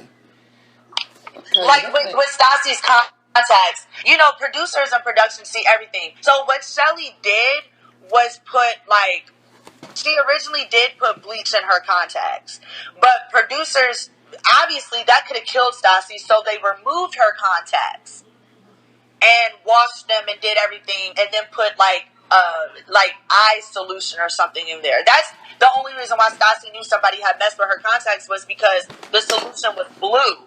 You know what I'm saying? If she had opened it up and it was still just bleach and clear, she wouldn't have second guessed it and put them in her eyes. So production had enough time to move it out so she wouldn't really get hurt. You know what I'm saying? Right, which is why Shelly didn't go home. Right. But in situations, when people get hurt while the cameras are rolling and it's completely out of their hands, and then it goes to network, they got the final say so, and that's when people go home. Like even on 13, when I was like, "I'll kill you people," or I forgot some crazy shit, "I'm killing y'all," or some shit, dumb shit. Right. The only reason why I went home was because I wanted to. You know what I'm saying? Like, that's what people don't understand. They didn't personally, send me home. We kind of came to a collective agreement, like, this isn't good for me right now, so I'm going to go home. And then, of course, they played up the crazy shit because that's who I am. You know what I'm saying? I'm Judi J. Crazy. I'm the crazy girl from Bad Girls Club. Right. So they played it up and made it super crazy because I was going home. You know what I'm saying? But I chose to go home. Judi, you made 13 was not for me. Not at all. So that's why I was crying, because I was hurt. Like, part of me, my heart wanted to stay. My mind just wasn't there on that season. You know what I'm saying? Like, my heart wanted to be there, but my mind wasn't there. Mind, or is it my mind was there and my heart was elsewhere? Something just wasn't there. You know what I'm saying? So I had to leave. So I chose to leave. You know what I'm saying? Like, a lot of people are like, why the fuck did they send Judi home for that? But on season 7, she said she'll chop up their faces and wear it for Mardi Gras. You know what I'm saying? Judy's always said crazy shit like this. They never sent her home before, so why are they sending her home now? And it's because I chose to go home, Right. Judi, you made me, oh my God, Judi, I cried so much when you I got cried sent too. home. No, literally, season 13 was literally, it just wasn't a good time. My life was changing. I was changing as a person. I just didn't like the setup. I didn't like the new producers. It was just way overly produced. It wasn't what I thought it would be. But at the end of the day, and I was super disappointed because I was like, my fans are going to be so sad. Like, yeah, I definitely felt, that 100%. But now looking back, I feel like that was a sign of maturity and growth. You know what I'm saying? I feel like if I walked back into the 13 house acting the exact same way I did on season 7, I haven't grown at all these last 4 years. You know what I'm saying? Right. Like, you should feel uncomfortable now in these houses. You know what I'm saying? Like, you shouldn't want niggas all up in your business now. You shouldn't want a camera in your face all the fucking time when you're changing your tampon. You know, there's just certain stuff now that you're growing up and blossoming into a young woman. There's just certain stuff that shouldn't fly no more in your life. You know what I'm saying? Right. So, if y'all hoes are completely comfortable in this situation, that's y'all. But that ain't me. You know what I'm saying? Mm-hmm. And I'm still crazy, and I'm still fun, and I'm still lit, and I'm still turned. But I'm not about to sit around and get fucked with, you know what I'm saying, for no reason. You know, and just live uncomfortably. It's hot. The lights are on all night. You know, niggas are throwing bleach and stuff and detergent on our shit. Like, now we have stuff. Now boutiques are sending us stuff. Now, you know what I'm saying? Now we're a little bit older. Now we're starting to own our own shit. You know what I'm saying? This isn't 21 years old anymore. You know what I'm saying? So it was just a situation that I outgrew, to be honest, to keep it 100. I just outgrew it. You know what I'm saying? And, I mean, I can't even believe what the Claremont twins went through. Like, that is just insanity. You know what I'm saying? Yes. Like, what? Like, and that's what I'm saying. Like, that shit is just not for me. Like, you know what I'm saying? I understand it's a TV show and it's made for entertainment, but there's just some shit that just shouldn't fly nowadays. You know what I'm saying? Like, people spend money on shit that they want. You know what I'm saying? And you're just gonna allow bitches to fuck it up? Like, no, hell no. You know, I don't. If I want my shit fucked up, I'll go to Chicago and go to 79th and King Drive. You know what I'm saying? I'm not about to be here for this. So, as sad as it was in that moment, I had to go. Like, 100%. Right. Have you ever went on YouTube and watched your best moments or your baddest moments on YouTube? I did.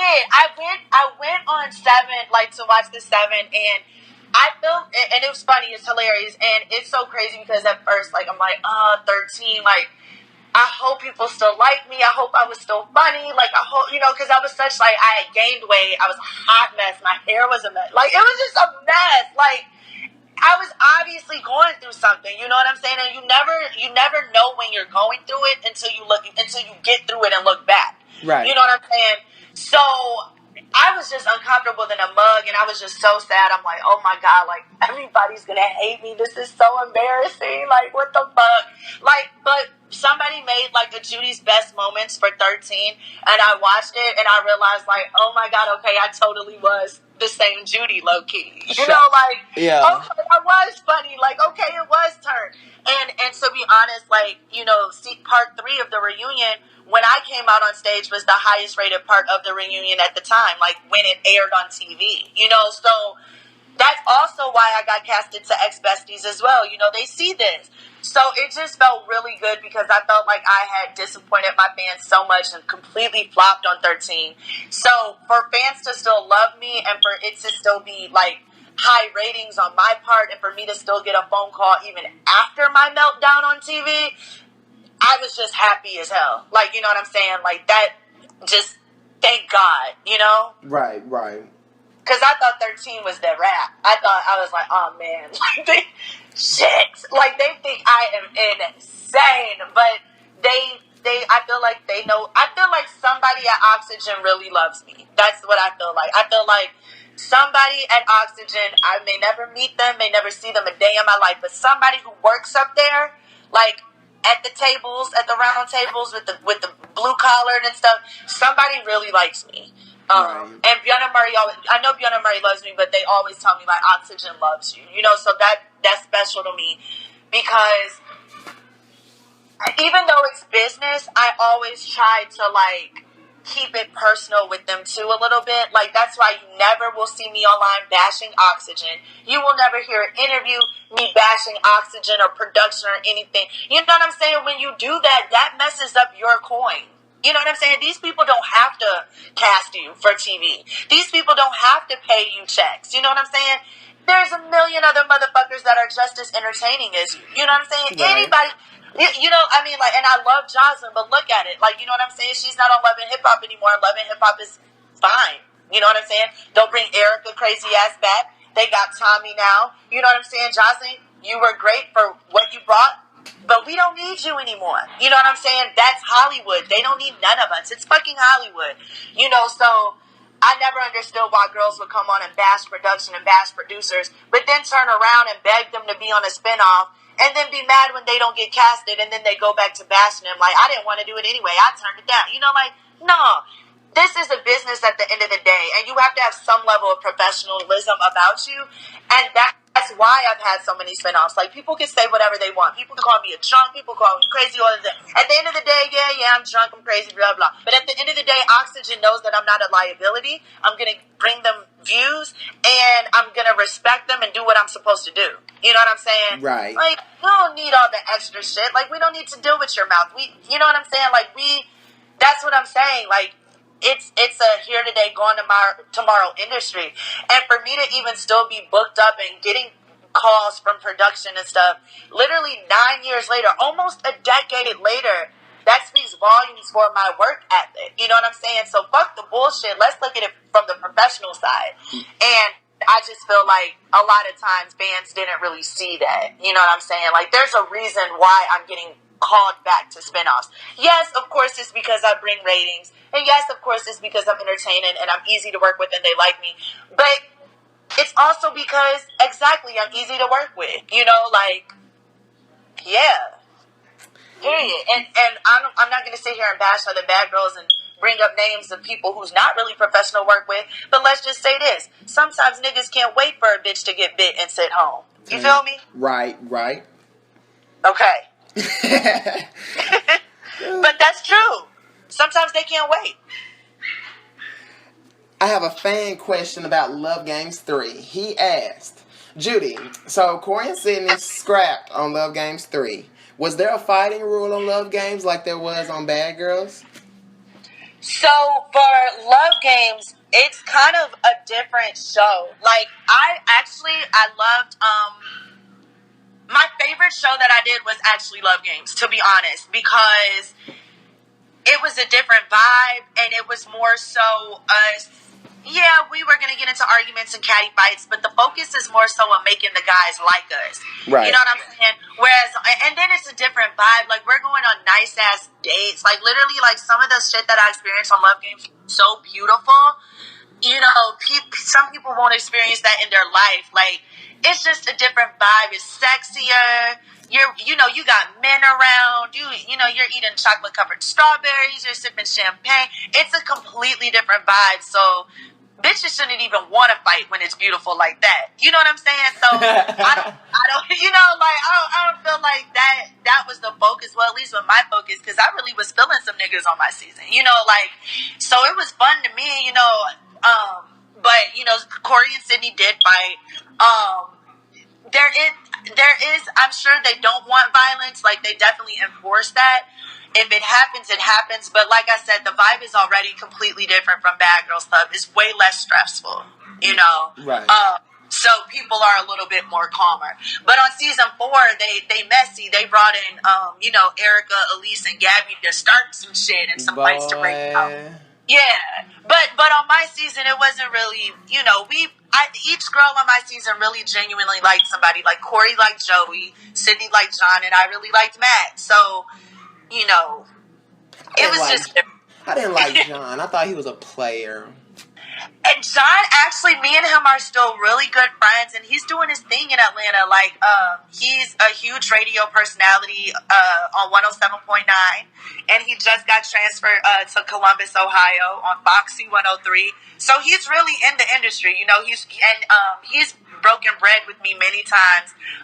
When I first moved to Atlanta, he's actually who I linked up with, and he put me on the scene and introduced me to people, had me at the station and stuff. So he looked out a lot. Like, he's real good. He'll book me, put money in my pocket. So John is like a good friend, like, for real, outside the show. That's great.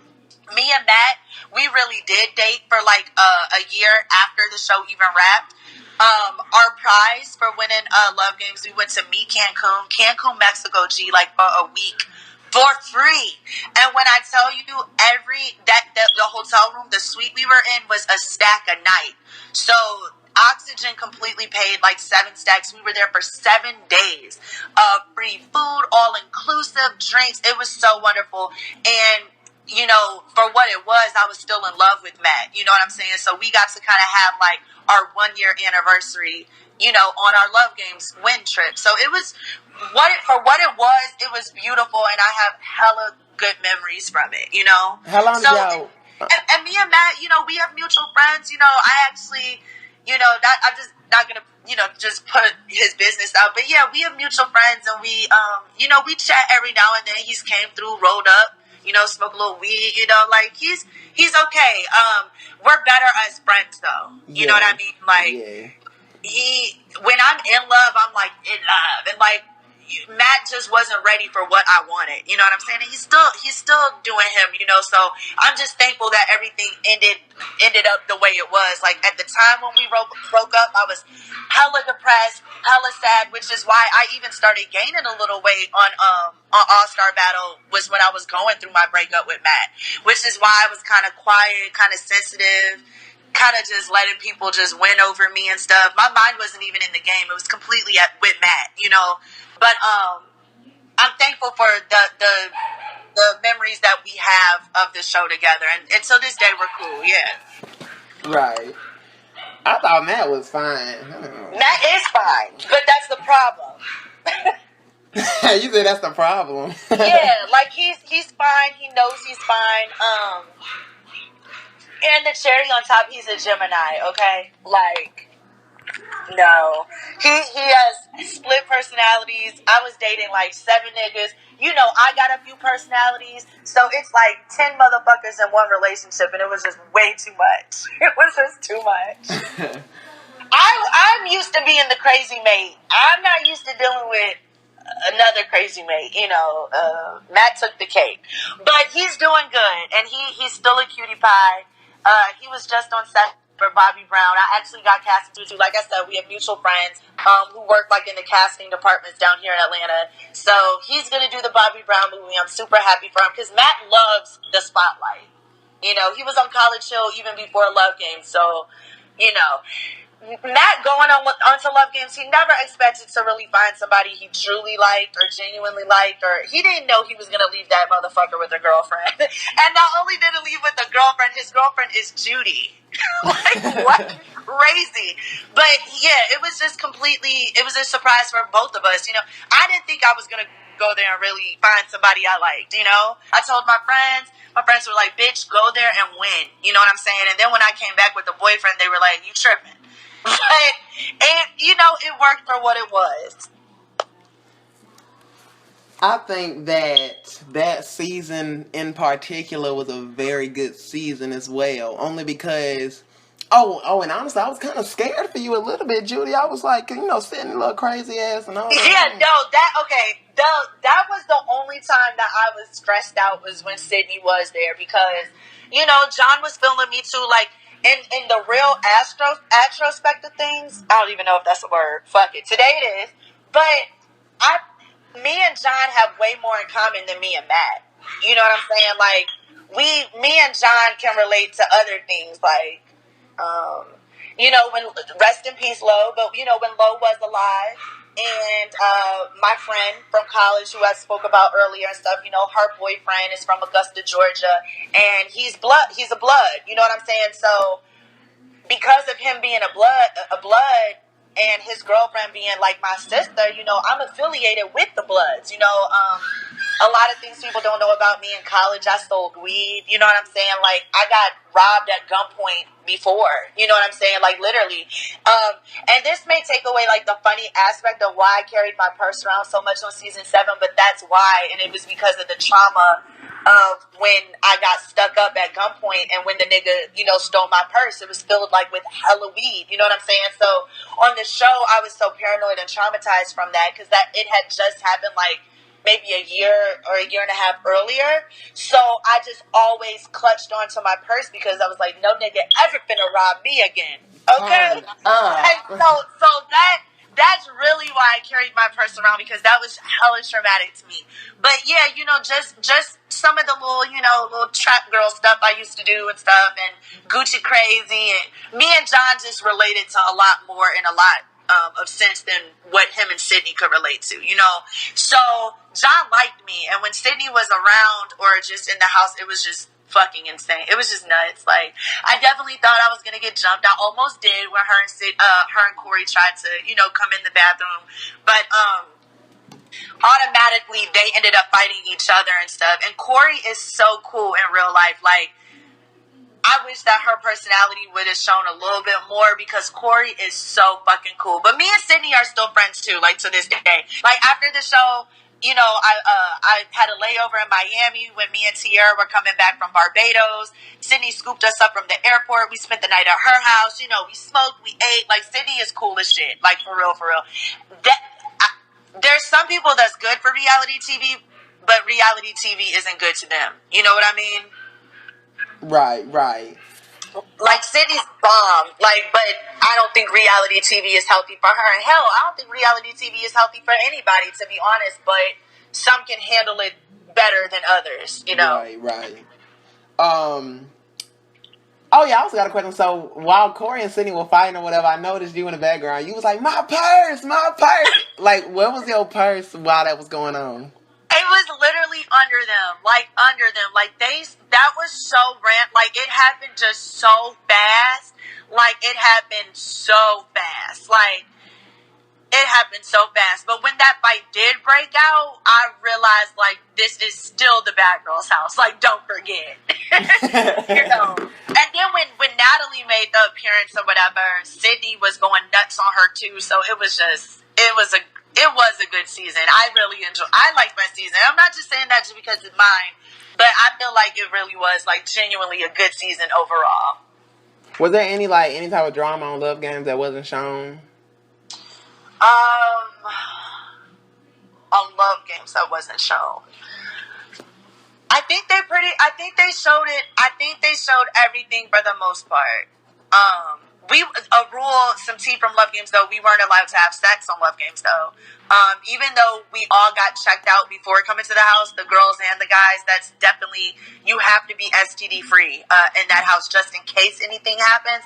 But one of the main rules of the show was you cannot have sex on the show. That's confusing.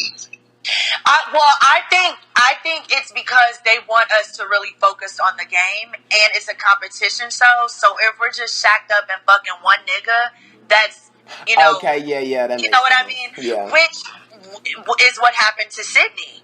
You know what I'm saying? We all knew she was crazy over John. She was on the roof about to jump off when Natalie kissed him. Like, you know what I'm saying? She's throwing my flowers against the wall because I kissed him. You know what I'm saying? Like, all the niggas in the house knew who Sydney was there for.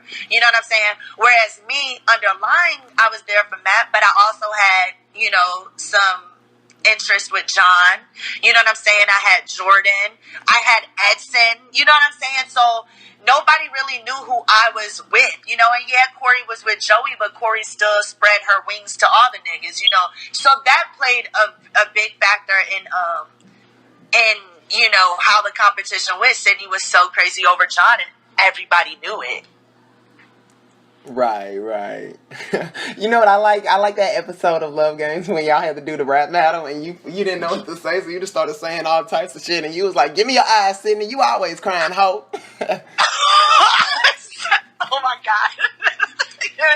That was so damn fun. No, but literally so with that was actually like my favorite competition battle on that show because I won.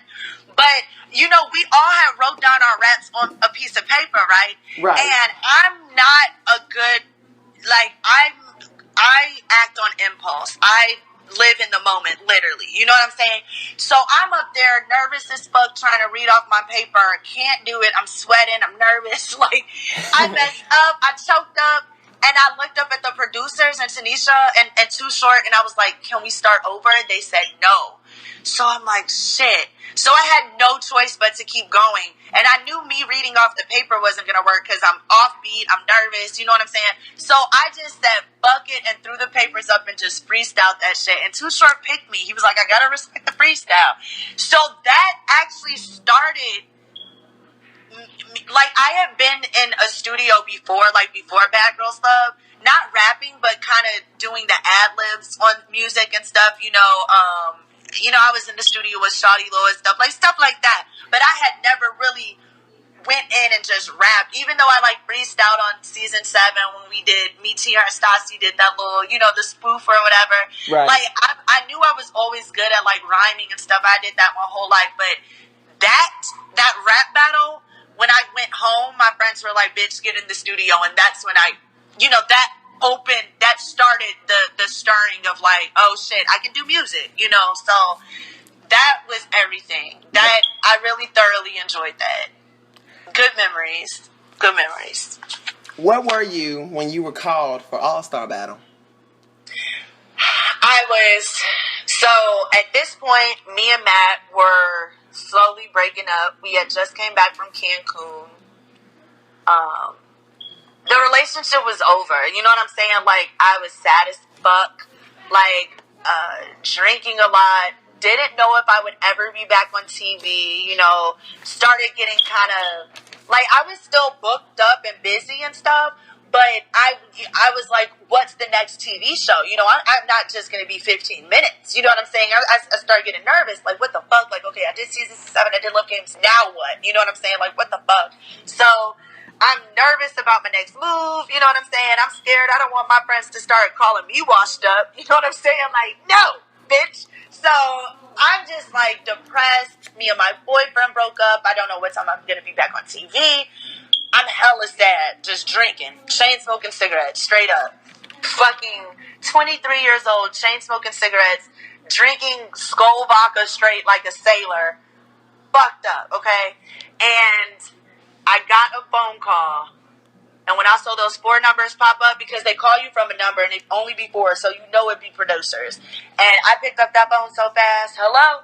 And they were like, hi, Judi. Like, and they kind of presented the show, like, would you, want to do this show? And I was like, hell yeah. I was literally at my mom's house, on the back porch, chain smoking cigarettes and drinking vodka straight. That's where I was. Facts. Yes, facts. Like, I was like, what the fuck am I going to do? Like, I don't know what my next move is. Where am I going to go? What's happening? I can't just be 15 minutes. This has been too much of a ride, and it's too popping for me to not come back. You know what I'm saying? Like, I got to do something, and I was heartbroken, you know what I'm saying? Depressed over Matt, and every time that I went through something detrimental in my life, Oxygen calls my phone. I swear to God.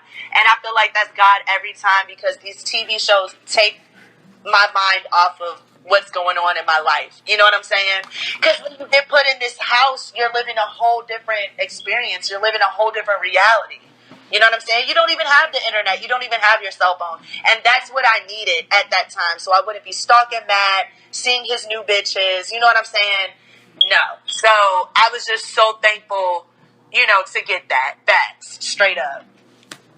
So when you first get to the All-Star Battle House or whatever. Oh, and I also noticed this, but you and Stassi are not conversing. Y'all are not doing anything on the way to the house and even into the house. So I just want to know what was up with her. Like, was she in a bad mood or? No, me and Stassi actually had fell out.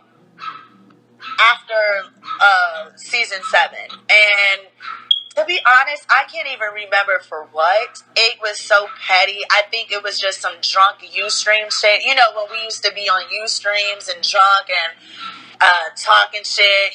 Back when Ustream was popping, right. And I think some stuff was overly exaggerated, or some retweets, just nonsense, just bullshit drama, letting fans, hype shit up, and we're young, early 20s, we're drunk online, feeling ourselves, we're on TV, just nonsense drama. But we did fall out after season 7, so I didn't even know she was going to be there. And once we got cool, we talked about it and stuff, and she was like, yeah, bitch, I didn't tell nobody was going to be here because I knew everybody was going to be shocked, And I was like, yeah, you definitely kept that quiet because I definitely didn't know Stassi was going to be there.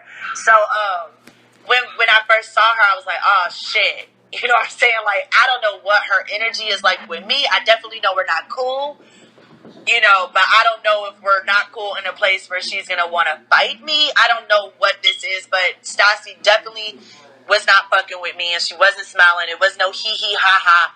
It was quiet as hell.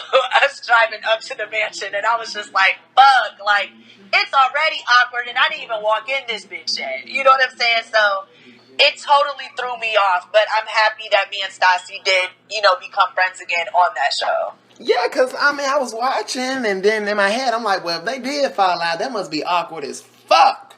It was hella awkward. Like, you know what I'm saying? Like, that shit was just awkward. And for that to be, like, the day one and the first thing that I go through, I was like, this shit is about to be a mess. Like, But I did know, the twins was going to be there. And, of course, I knew Natalie was going to be there. That's a given, So I had an idea of who would be there. But, Stassi is from my season. So if we were friends going into the house, it would have been even better because we kind of have like an alliance going on, which fans probably assumed that's the way it would have been. You know what I'm saying? But it wasn't. We definitely were not cool. We had no alliance.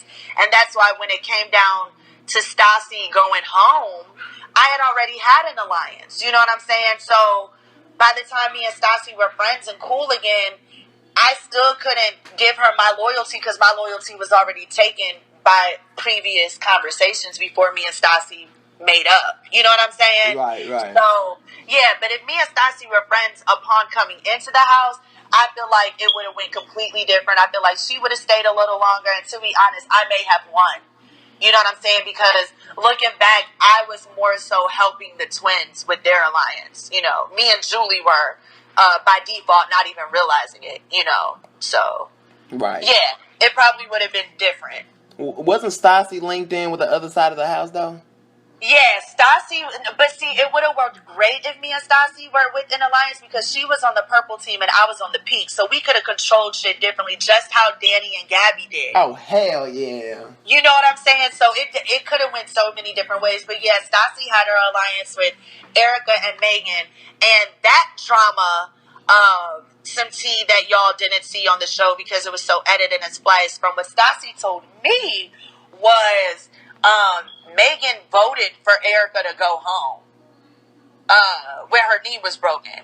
And supposedly Meghan found her vote and like ripped it up and threw it in the garbage so Erica wouldn't know that Meghan actually voted for her to go home. It was something like that. So it was something way more sinister going on, you know what I'm saying, on the purple team than what they aired on TV. Because a lot of stuff they couldn't air because... they didn't catch it fast enough, like Meghan supposedly tearing up the paper where she wrote Erica's name down on, you know what I'm saying? So it didn't match up with the storyboard, you know what I'm saying? So they had to take some stuff out and not talk about it because the fans would be like, well, we didn't see that happen, you know what I'm saying? And it's because it happened so fast, they couldn't catch it. Like, for instance, on season 7, when I threw Shelly's skull in the lake, I really did that. But I did it so fast that they didn't catch it. So at the end of the season... when we were all ready to go to the club, production pulled me out of the car and told me to redo it. Like, they pulled out my outfit I had worn 3 months earlier. If you could tell, my hair was even completely different because in the beginning of the season, I had a middle part with, like, it was more so a middle part, and I was wearing the silver in the corner of my eyes, like my eyeshadow and stuff. Right. If you look very closely, my hair is definitely different, and it's just made to look like I did on day 2. And I put the silver eye makeup on, like, but that was completely like redid, and I kind of knew then, like, oh shit, like, I'm definitely a big part of the show because they wanted me to redo it over, so when I did it, what you saw me throwing Shelly's skull into the lake, I was acting and it was a rock in my hand, but I really did do it. They just didn't catch it fast enough, so they had me reenact it. Right. So, yeah, that, you know, pigging back off of, you know, on, you know, if they never had me reenact it, they could have had ever put that part into the show. You know what I'm saying? Because they didn't catch it. So for All-Star Battle, they couldn't really air it as much as they wanted to because, you know, they had no footage of Meghan actually going into the trash can, getting her boat and tearing it up, or however it went. I may be not even remember correctly, but I do know there was a flaw in their alliance, and from Stassi's end, what she told me, fuck Meghan and fuck Erica, period. Yeah, because her and Erica actually almost, you know, got physical on All-Star Battle. Yep, they did. But, yeah, there was something going on. But Meghan is sneaky. I'm really cool with Meghan, too. People probably don't know that, but I really honor Meghan and respect Meghan because Meghan knows how to make money. That's a fact. You know, Meghan's very smart. Oh, yeah. Definitely. Huh? I said, oh hell yeah, bitch making them coins. Yeah, Meghan knows how to, you know, make coin or whatever. So I like Meghan. I respect Meghan on a business level. I definitely hit her up when I'm in Houston and stuff. Like, yeah, we're close. We're friends. You know, not super close, but we're closer than people probably think. But yeah, I definitely hit up Meghan. You know, right. So on All-Star Battle, I noticed they showed a little clip of it, but it was but it was kind of covered over, you know what I'm saying, Natalie talking about what you were doing in the house, because Natalie was talking about how you're always crying. She was like, Judy's crying because she's drunk. Judy's crying because she thought Stassi was her friend, and then they showed you sitting on the bed with Stassi in the house. She was like, I thought you were my friend. So like yeah, okay, so that, yes, oh my god, and I literally cried like that too, like in real life. But see, and this was when. Now, see, okay, now I'm trying to remember because, okay, now I do remember why me and Stassi fell out now that you pointed that out. It was like drunk shit on the internet, what I assume. That's always what my beef is. Twitter fingers, which is why I'm on ex-besties with Danny, both of us. But, yeah, no, like, I guess, like, I guess I had retweeted something ignorant about her family or something. I don't even really remember because this was back, like I said, when I was straight up drunk off of straight vodka. You know what I'm saying? But, and it's no excuse. Like, you know, that's my friend. I would never talk about people's family. I lost my parents. That was my family. You know what I'm saying? Like, so I think that I said something ignorant and she said something ignorant back. And Stassi was basically, you know, telling me that I hurt her feelings and stuff when I said that or retweeted it. And I was basically saying, like, well, you hurt my feelings too because you were supposed to be my friend, you know. But that's actually how me and Stassi squashed our stuff and became friends again, right. You know. Because I noticed in the house, even though, you know, besides that one point where she was like, I don't care, don't talk to me, stop talking to me, stuff like that. And you cried, and I was like, but that really shows that you really did care about your friendship. Stassi, yeah, and Stassi really loves me too, because what a lot of people didn't understand, like, it looked like Tiara and Stassi were very close, but me and Tiara had a separate closeness too. You know what I'm saying? And that's because Tiara is from Gary, Indiana, which is like 20 minutes away from Chicago. So me and Tiara knows what we're talking about. We kind of have the same lingo. You know what I'm saying? We know where, you know what I'm saying? Like, we have mutual friends. You know what I'm saying? So me and Tiara had the Midwest thing going on. Like, me and Tiara had a closer friendship outside. Then I had a closer friendship with Stassi, and then Tiara and Stassi had a closer friendship. You know, we were all equally close. And a lot of times fans just talk about, like, Tiara and Stassi or me and Stassi, but there's a reason why on Tiara's birthday, production showed the picture of me and Tiara, and it said "Happy Birthday, Tiara." Remember, like, when they showed the Caucasus Oil? Right after the music. Yeah, so there's a reason why they showed me and Tiara. People are probably like, why isn't Judi and Stassi or Stassi and Tiara? And it's because we all had a separate closeness outside of the trio, you know. So yeah, Stassi and me were really close, and her sister was an alcoholic, you know. So, and her sister had been in and out of jail because of drunk shit, you know what I'm saying? And Stassi was just like, you know, I don't want you to take that same path. So that's why she kind of took me under her wing as a big sister, you know what I'm saying? Because her sister reminded her a lot. I reminded her a lot of. I reminded her a lot of her sister. Right. You know. So, yeah, that's that, but we were all very close, for sure, and I love Stassi, like, to this day.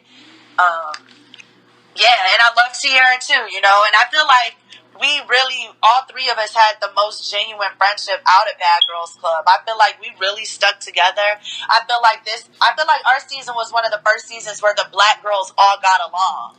You know what I mean? Like, we weren't out to fight each other. We were out to, kind of stick together as a sisterhood and be strong together, Whereas, like, on 14, if Jazz, the twins, and J-Love, they could have ran that house, you know what I'm saying? Like, all together for black women, but it didn't work out like that. Right. So on All-Star Battle, did you expect to make it as far as you did? On All-Star Battle? Yes. No, because this is why for one, like I said, I was really athletic, like, during my high school years. I played basketball and volleyball. If my mind was right, I could have done way better than I did. But that's, a lot of my fans are also like, why were you so quiet on All-Star Battle? And I definitely was, and I wilded out, I partied, you know what I'm saying? But I understood that it's a different type of show. I'm not about to come in there like I did on season 7 because you know what I'm saying? I would be a target. You know what I'm saying?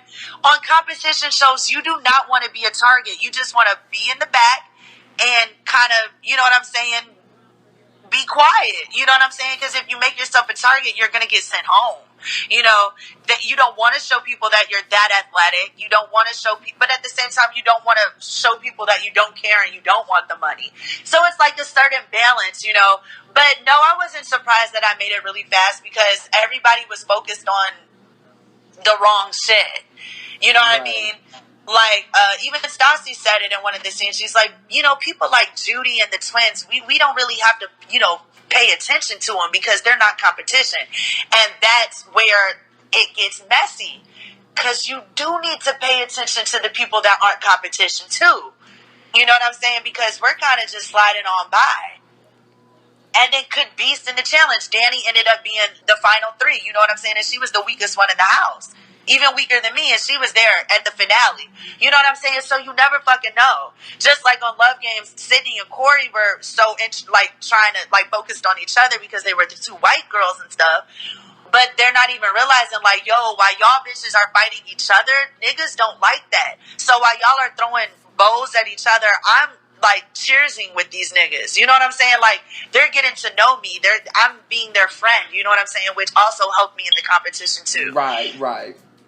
So it's just all how you play the game. And really, I had no strategy on All-Star Battle. I was just like, I have an alliance.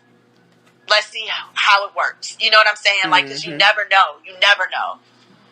Right. So, as you know, the first elimination and all that drama that was included with it. First of all, how long did all that drama go on for? For All-Star Battle, for the first elimination? Yes, the very first one. But with Meghan, there were long nights. The elimination was the longest. 1, we had to get our hair and makeup done. 2, each of us had to go in that little room and place a vote. And mind you, it was the first season, so they wanted to make sure everything worked correctly. There was a lot of hurry up and wait, which is like a thing for television. It's called hurry up and wait. They rush you to set and then wait. You know what I'm saying?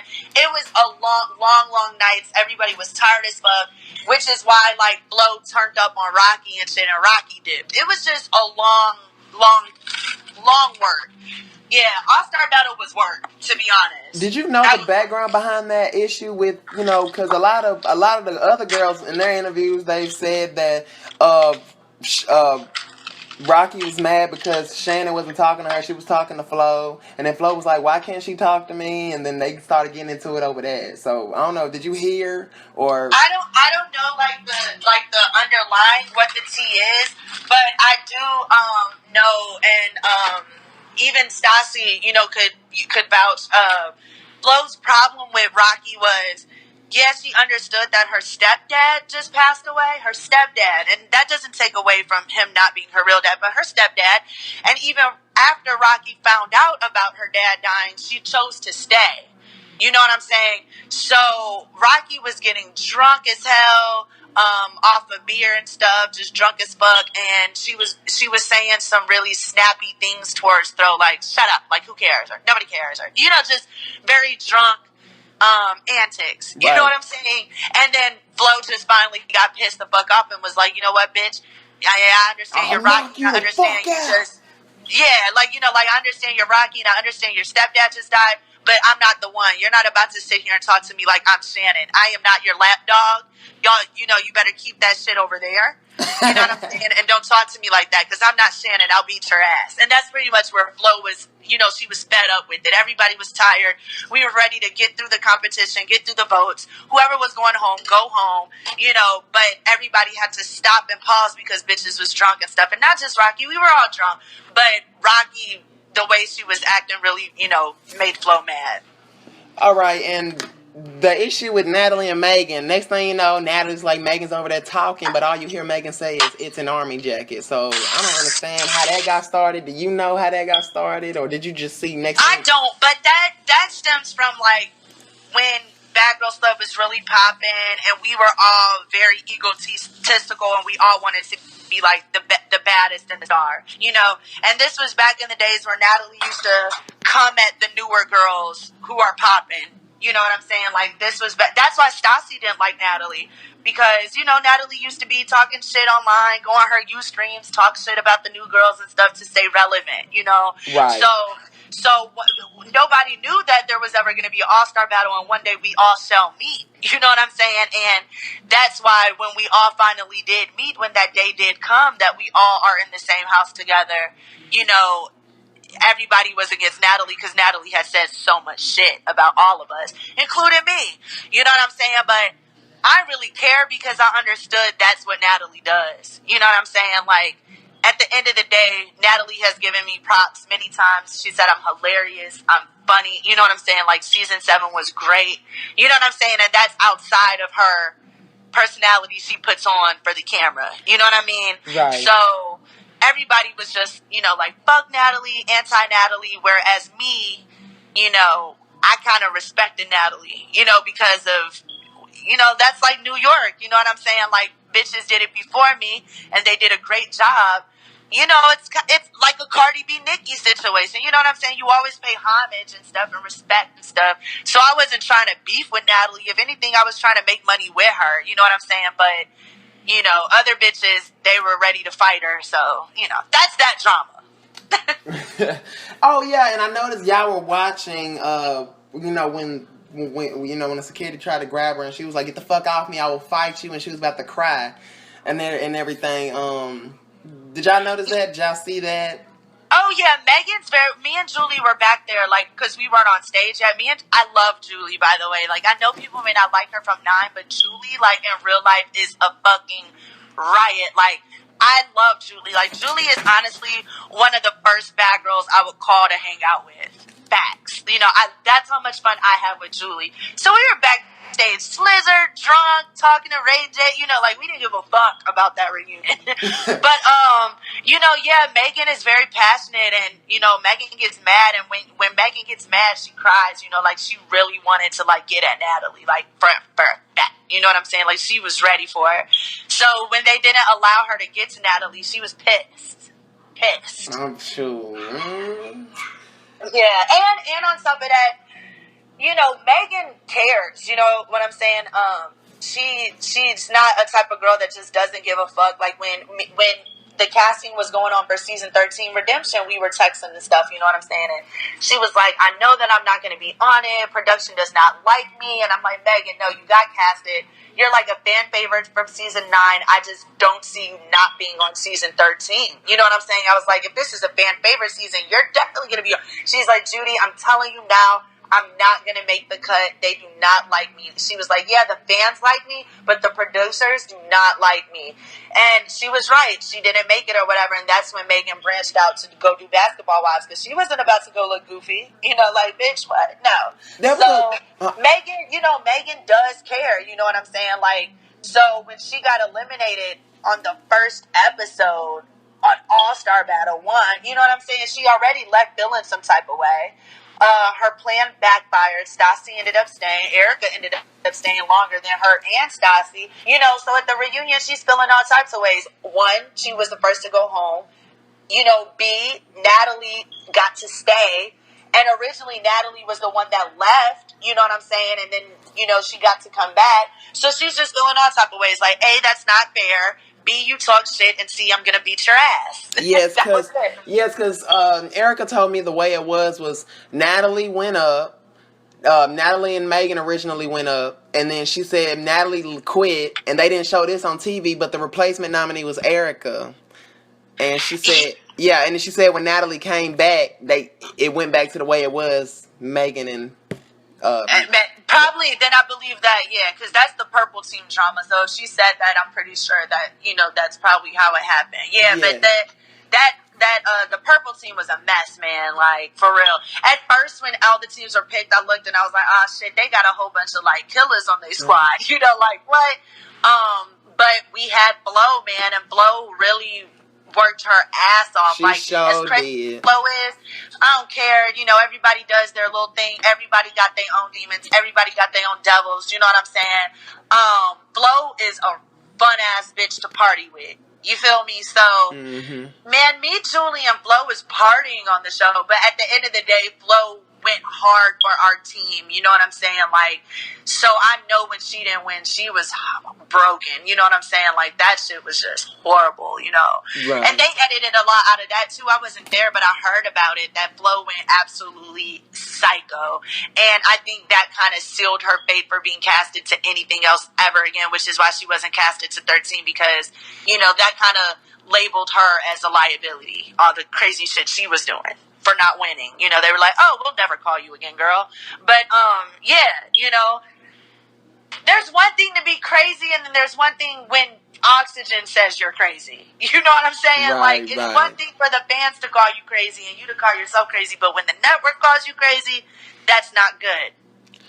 I have a question. Did you expect Stassi to run up on Natalie during the elimination?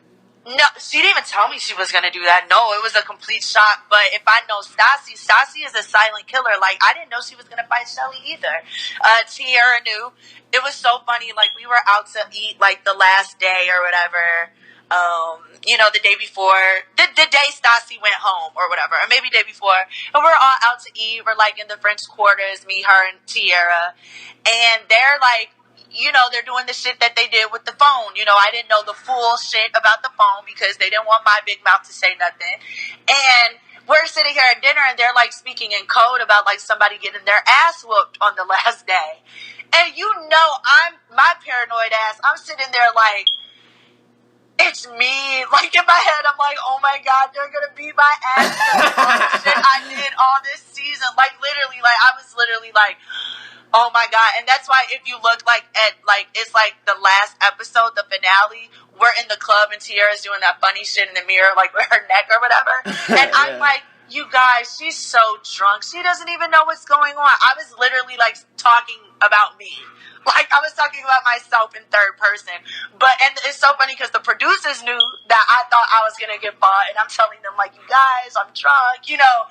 But everybody was laughing because they're like, Judy's so crazy. Like, it's not you, girl. Calm down, you know. But production said that. Well, no, Tierra, Stassi, but even producers are like, chill, like, you know, like, like, calm down. Because I started really like being like, oh shit, like, you know, because you remember all this shit you said and the shit you did, and it is the last day, you know. Judy. But it wasn't, you know. It was definitely fucking Shelly and that shit. We did not know. Well, I didn't know. Tierra knew, but I don't think Tierra knew when she was going to actually execute the plan, you know?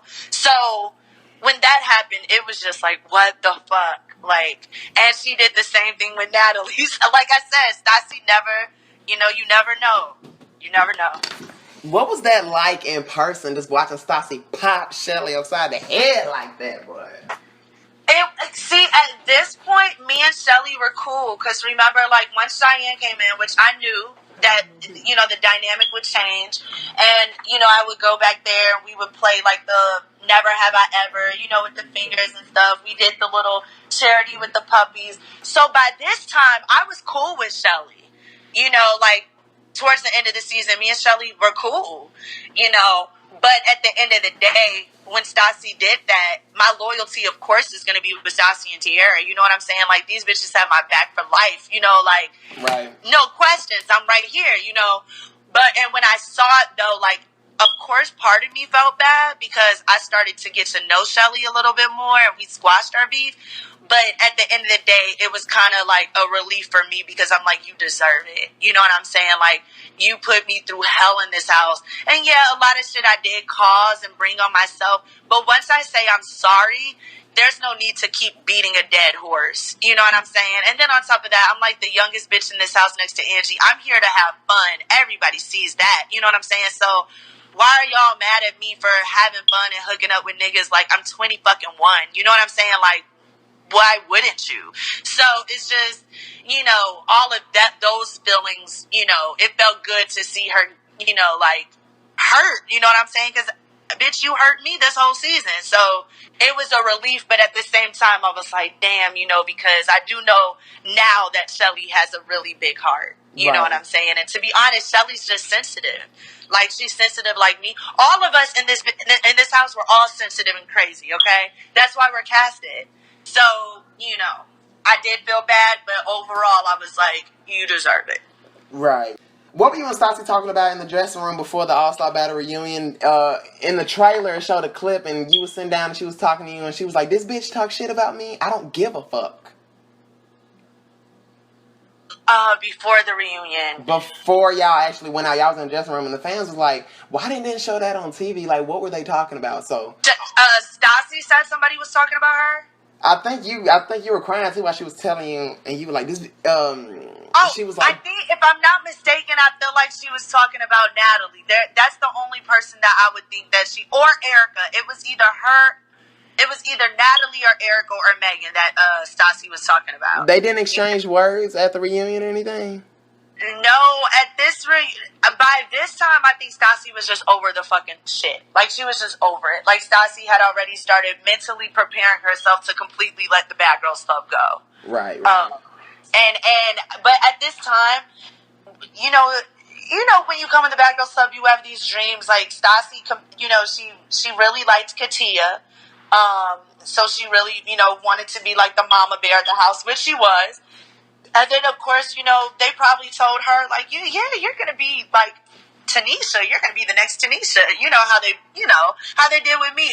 Well, they didn't, like, butter me up, though. They were literally saying, like, you have the most Google hits since, you know, Natalie. Right. But who knows what they told Stassi in the background. You know, I don't know. You know, she probably did think she was going to be, like, a host or, like, a Tanisha or something. So I just feel like a lot of times girls' dreams are shattered and stuff. I feel like a lot more was going on than what meets the eye, you know? Mm-hmm. So on to BGC13. This topic right here is always talked about. It's rumor after rumor after rumor, and I'm just tired of hearing it. I want to know, since you and Sarah were involved, I want to know. Did Sarah and Jada fight? Yes, for a fact. Okay. Absolutely. Yes, they did. Okay, was it in the closet? It definitely was, and Jada had a huge knot on her head. Yes, because they caught it, and they're like, why didn't BGC show this on the, show them actually, who swung first, who won?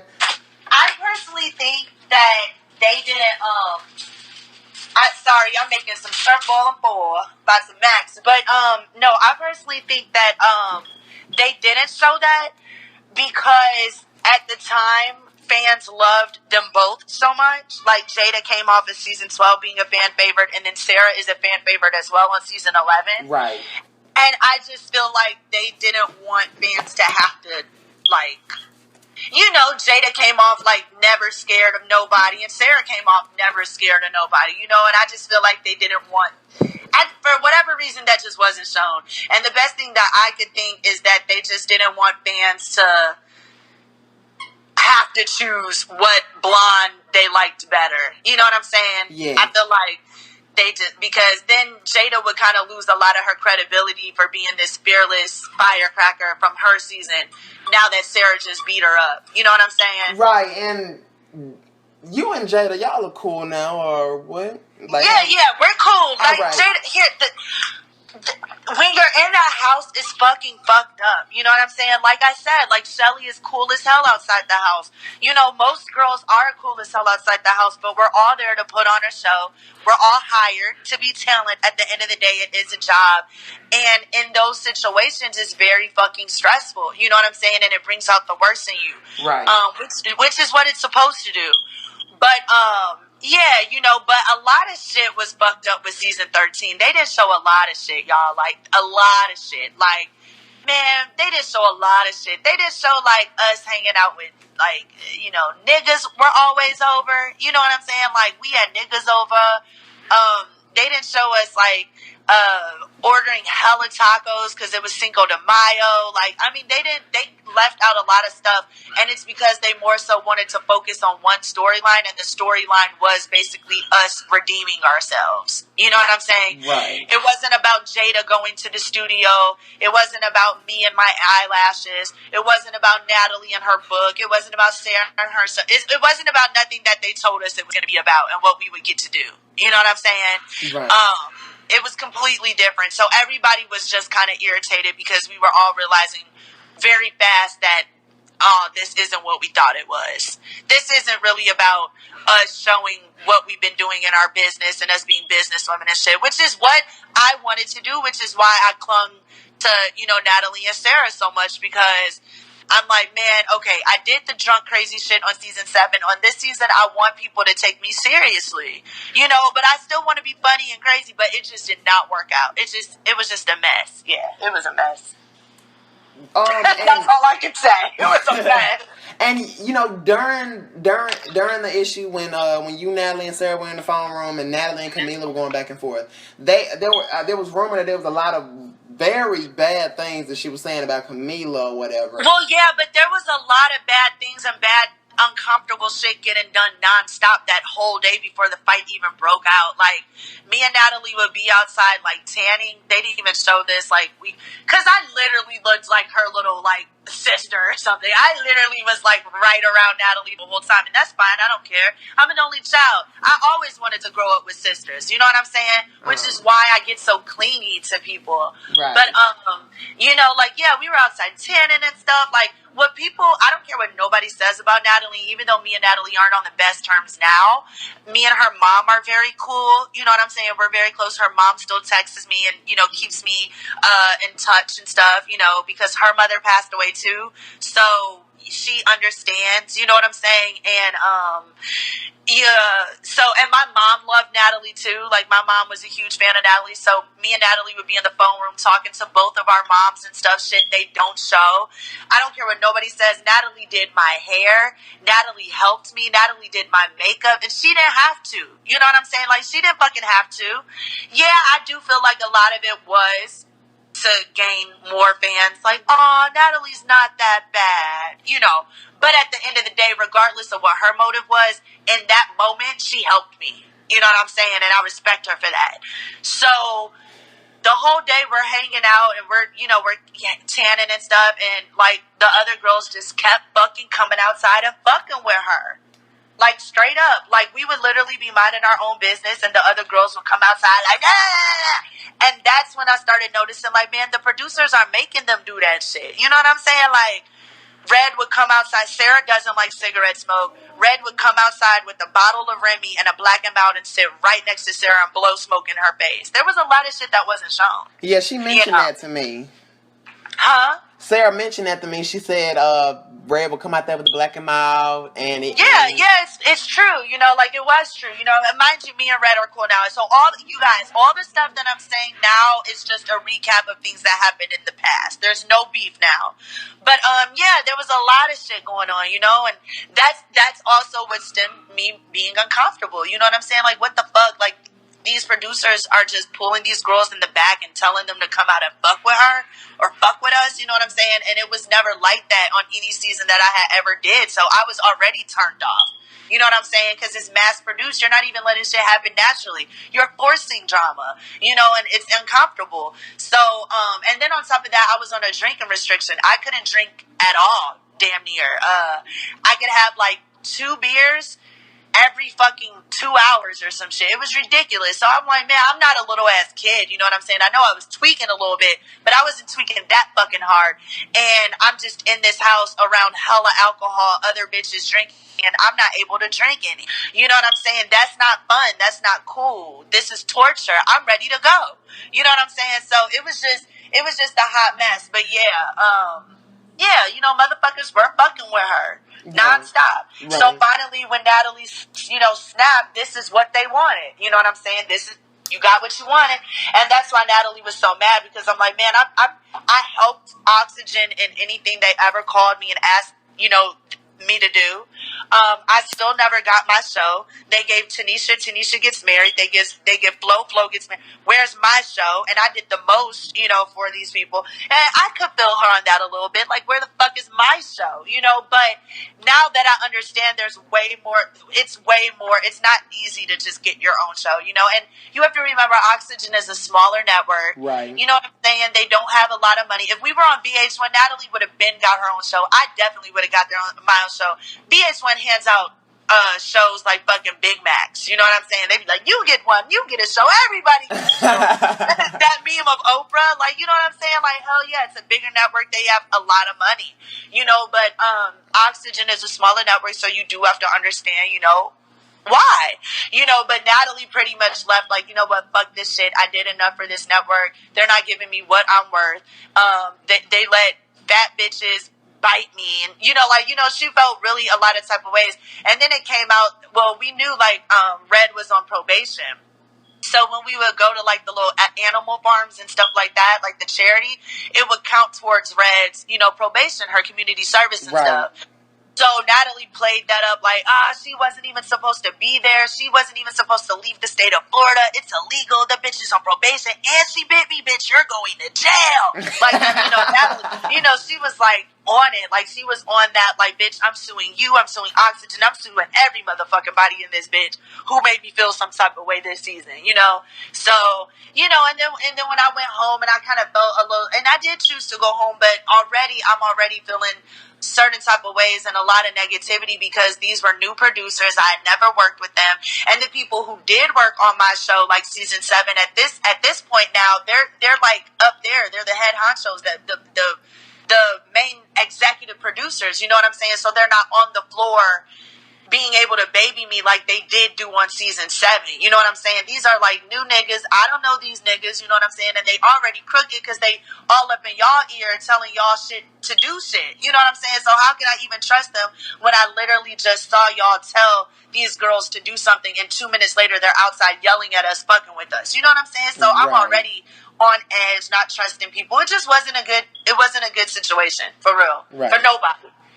Did you know who all or some of the replacements were before getting on the show?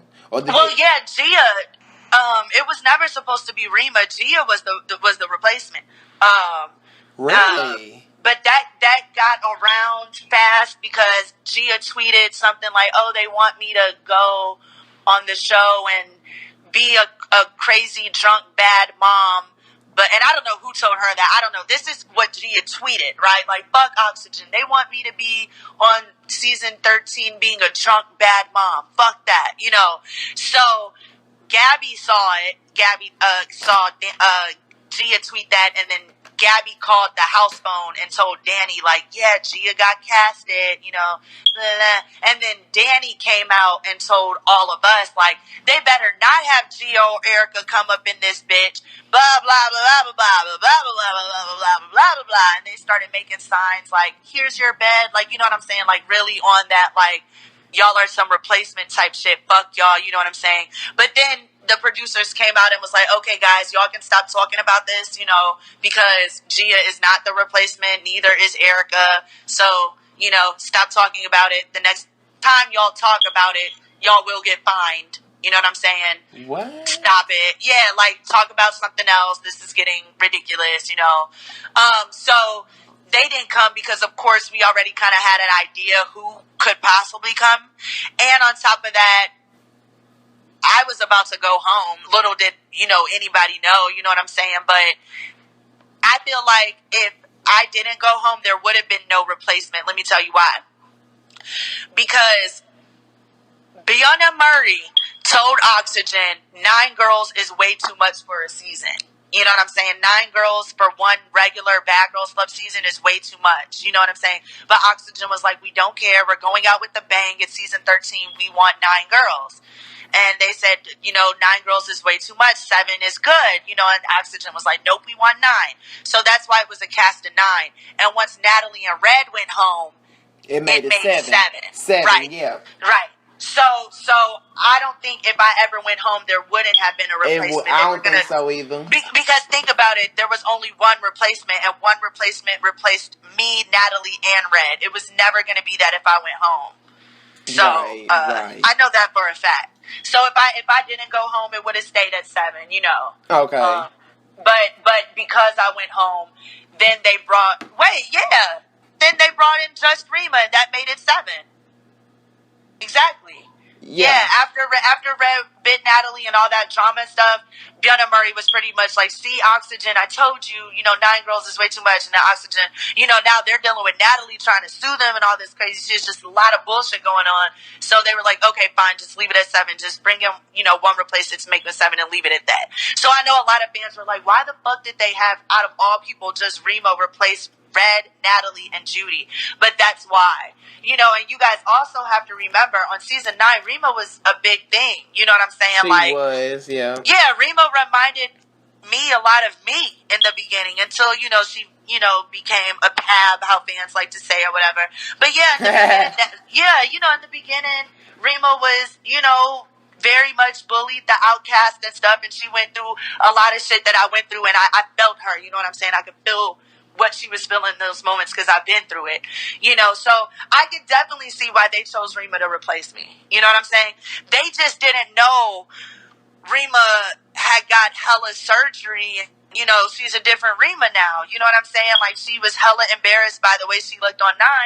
So she changed everything about herself. So it wasn't the Rima they were expecting to get. You know what I'm saying? Right. So I know they were hella disappointed that they went with that decision. I feel like, I feel like, saying, and see, this is something, and see, this is the thing with these producers. I feel like if y'all gonna bring these girls back for these spinoffs, y'all need, for like BGC13 Redemption, bringing Rima back. If y'all was gonna do something like that, y'all should at least try to get her. I mean, I don't know if she declined, but at least try to get her on Love Games or All Star Battle or something, just so she would have at least gotten more. Fans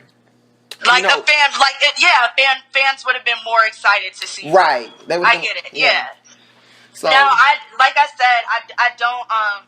I don't think Rima was casted for. Well, no, I know for a fact she wasn't casted for Love Games because by the time Rima came along, season 9, Love Games had ended. It ended season 4. And it ended with girls from season 8. Right. So that season 4 was the last season of Love Games. So I knew she wouldn't get Love Games, but I don't think she was casted for All-Star Battle either. Okay. So, because I feel like if she was, Rima would have did it. She's never spoke about being casted and turning stuff down. So I just don't think she was casted. And I think that they picked her, because of the crazy Rima she was on season, 9.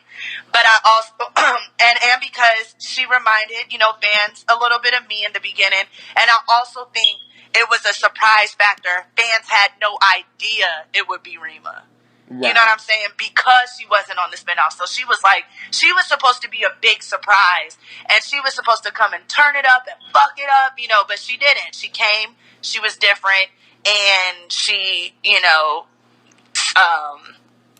what I mean? She wasn't really in drama and stuff. So they were disappointed. And little do y'all know, they cut the season like three weeks early. Like as soon as I left, the show was done. That's a fact. 100% true. Like, producers were like, this shit is so boring. I can't stand to sit here and watch this another day. Production is over. And that's why, Natalie made it all the way to season 4 episodes, and I made it 6 episodes when really me and Natalie were only there for like 2 weeks. They literally had to stretch out, even Red, me and Natalie so much because once we all left, there was literally no show. Damn.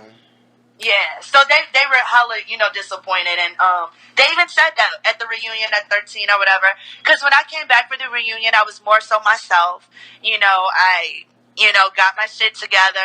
You know what I'm saying. I did some soul searching. I had a great summer with my friends. I went to Louisiana. I needed to be around family and stuff. So by the reunion, I was me again. And the producers came back and they were like, we really did not want you to go home. And I was like, I know, and I just had to, you know what I'm saying? It just wasn't right, but we shook up, we hugged, and, I was like, thank you for the opportunity and stuff. And they, they did say, though, they were hella disappointed at how the rest of the season went because they literally had no show. Right. When and they said that, like, to us in the back, I was with Sarah, and, they, came to check on us, say their words before we go out on stage and stuff, but yeah. And no, Sarah was not on drugs on the reunion. Everybody says that, but she definitely wasn't. Sarah, this is why she doesn't drink anymore till this day. Like, Sarah lives in Atlanta, with me. And we should hang out way more than we do, but really, like, we're grown, you know what I'm saying? Like, she is grown as hell, I'm grown as hell, we have our own houses and stuff, but we are going to Korean barbecue or something, within the next week, so that's going to be fun. But yeah, no, Sarah, puts me on, she's like, no, I don't drink no more, this is exactly why I get crazy. Sarah's a Pisces too, we have, like, a lot in common, so when she drinks, she goes wild. Literally, Sarah was just on straight alcohol on that reunion. I know everybody, even my friends, like my friends from home, they text me like, girl, what is Sarah on? I was like, literally just like Grey Goose. Like, I swear to God. But see, I was pouring her drinks. So my bad, Sarah. I gave her some Judi juice and she got lit. So, sorry, that was my bad. This is a fan question. When Rima ran up at the reunion, did she just grab you or did she hit you? Like, what happened? No, Rima literally, like, snuck me. Like, I had no idea that Rima was gonna, attack me and stuff. Yeah, we had some words on the internet, but that's because she was saying some very disrespectful stuff. She was like, you got sent home because you're fucking drunk or some crazy shit. And I'm like, bitch, first of all, I was on a drinking restriction. I wasn't even drunk at all that season, to be 100% real. While people are like, you're drunk. I couldn't even be drunk because I was on a drinking restriction. That's one. And two, I chose to go home. You know what I'm saying? So I'm talking shit, back to her because, bitch, who are you? You don't even know what the fuck is going on. And you're a fucking replacement. Who started out as an original and then come back as a replacement? So we're going back and forth. Like, I was like, replacement don't fit with my name, shorty. You need to thank me because if I didn't leave, you wouldn't even be here. You know what I'm saying? So we just going back and forth. And, did I really think we were going to fight? No, you know what I'm saying? But, yeah, I turned around to take a seat and she literally just ran up on me. So that was lame, but, it was fun. How I handled it was funny, but definitely. Yeah, it was not funny. It hurt. What's your opinion on what she did to Miss Voodoo? Okay, so that gal that Rima had, that was a duplicate. If y'all know, on my website, so JudiJ.com, I started selling duplicate voodoo dolls after season 7 because it was such, a big deal. Everybody wanted a Miss Voodoo doll. Even till this day, people ask for me to bring voodoo dolls back and stuff and offer to pay like a lot of money for the original Miss Voodoo, which I would never get rid of her. She's in my room right now. Yeah, so I used to sell them and stuff, and with the lady who actually made Miss Voodoo, she's straight out from New Orleans. But the reason why I stopped was because the mass production of it just took way too long. It took, like, way too long, So it was just way too much stress. So I stopped selling them. But, yeah, Rima's Miss Voodoo doll that she destroyed, that was a duplicate from my website. I knew better than to bring the real Miss Voodoo. You know what I mean?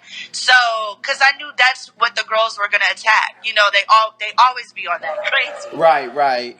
But, yeah, so I would have been mad as hell if I brought the real Miss Voodoo back and Rima did what she did, to the duplicate to my real doll. You know what I'm saying? I would have lost my mind.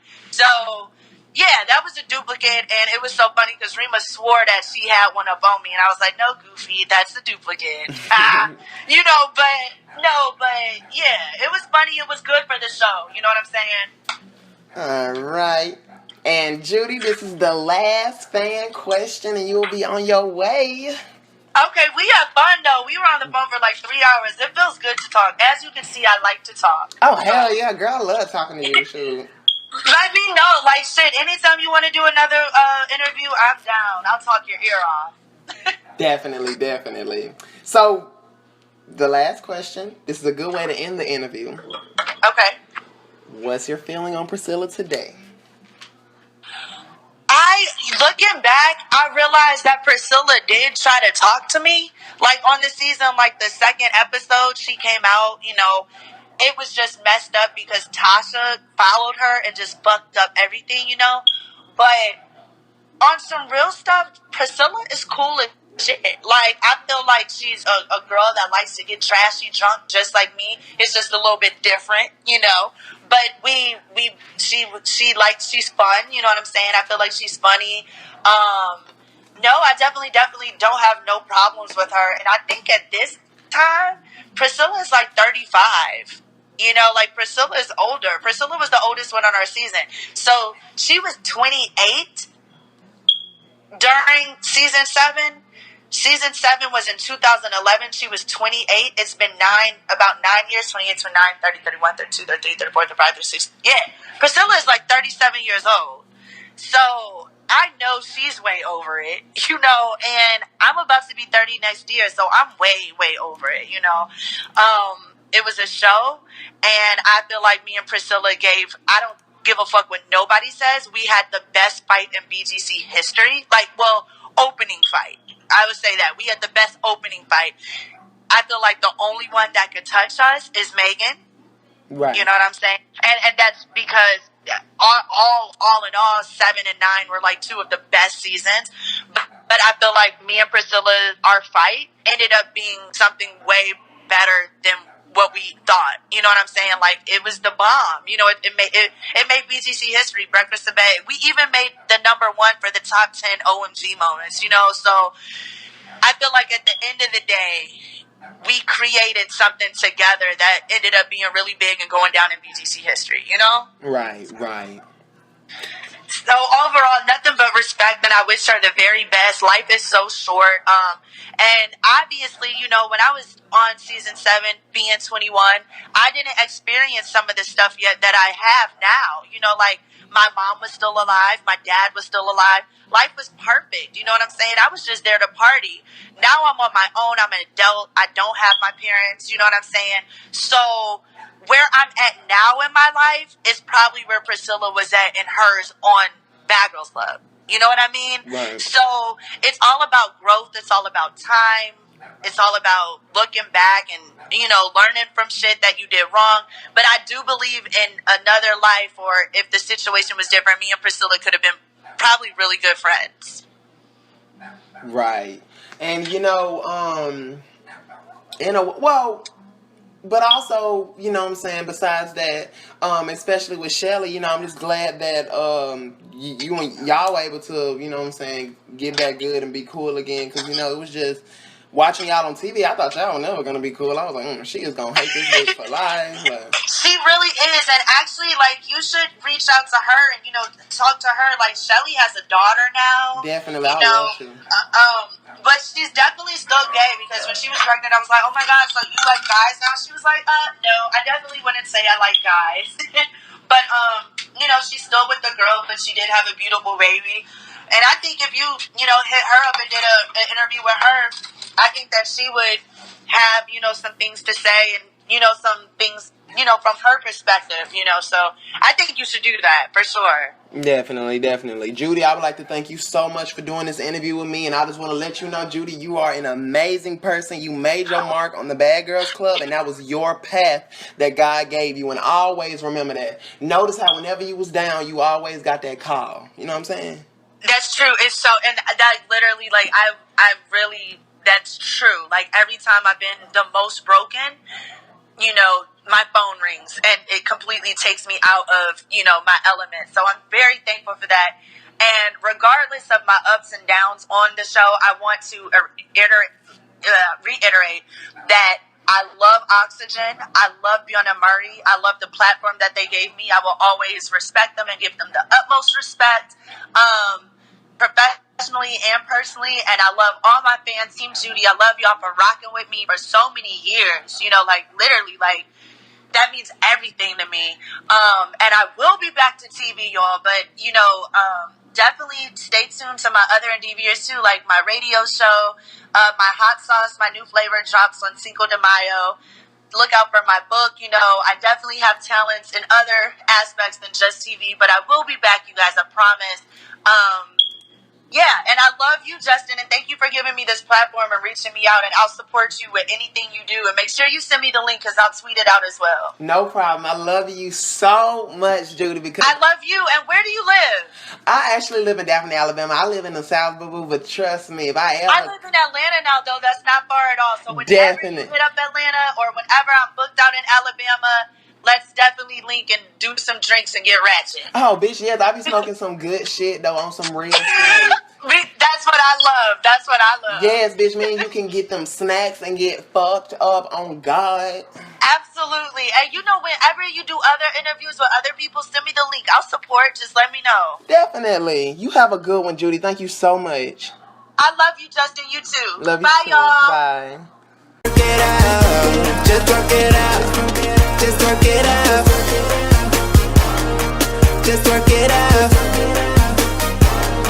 Just work it out. Just work it out.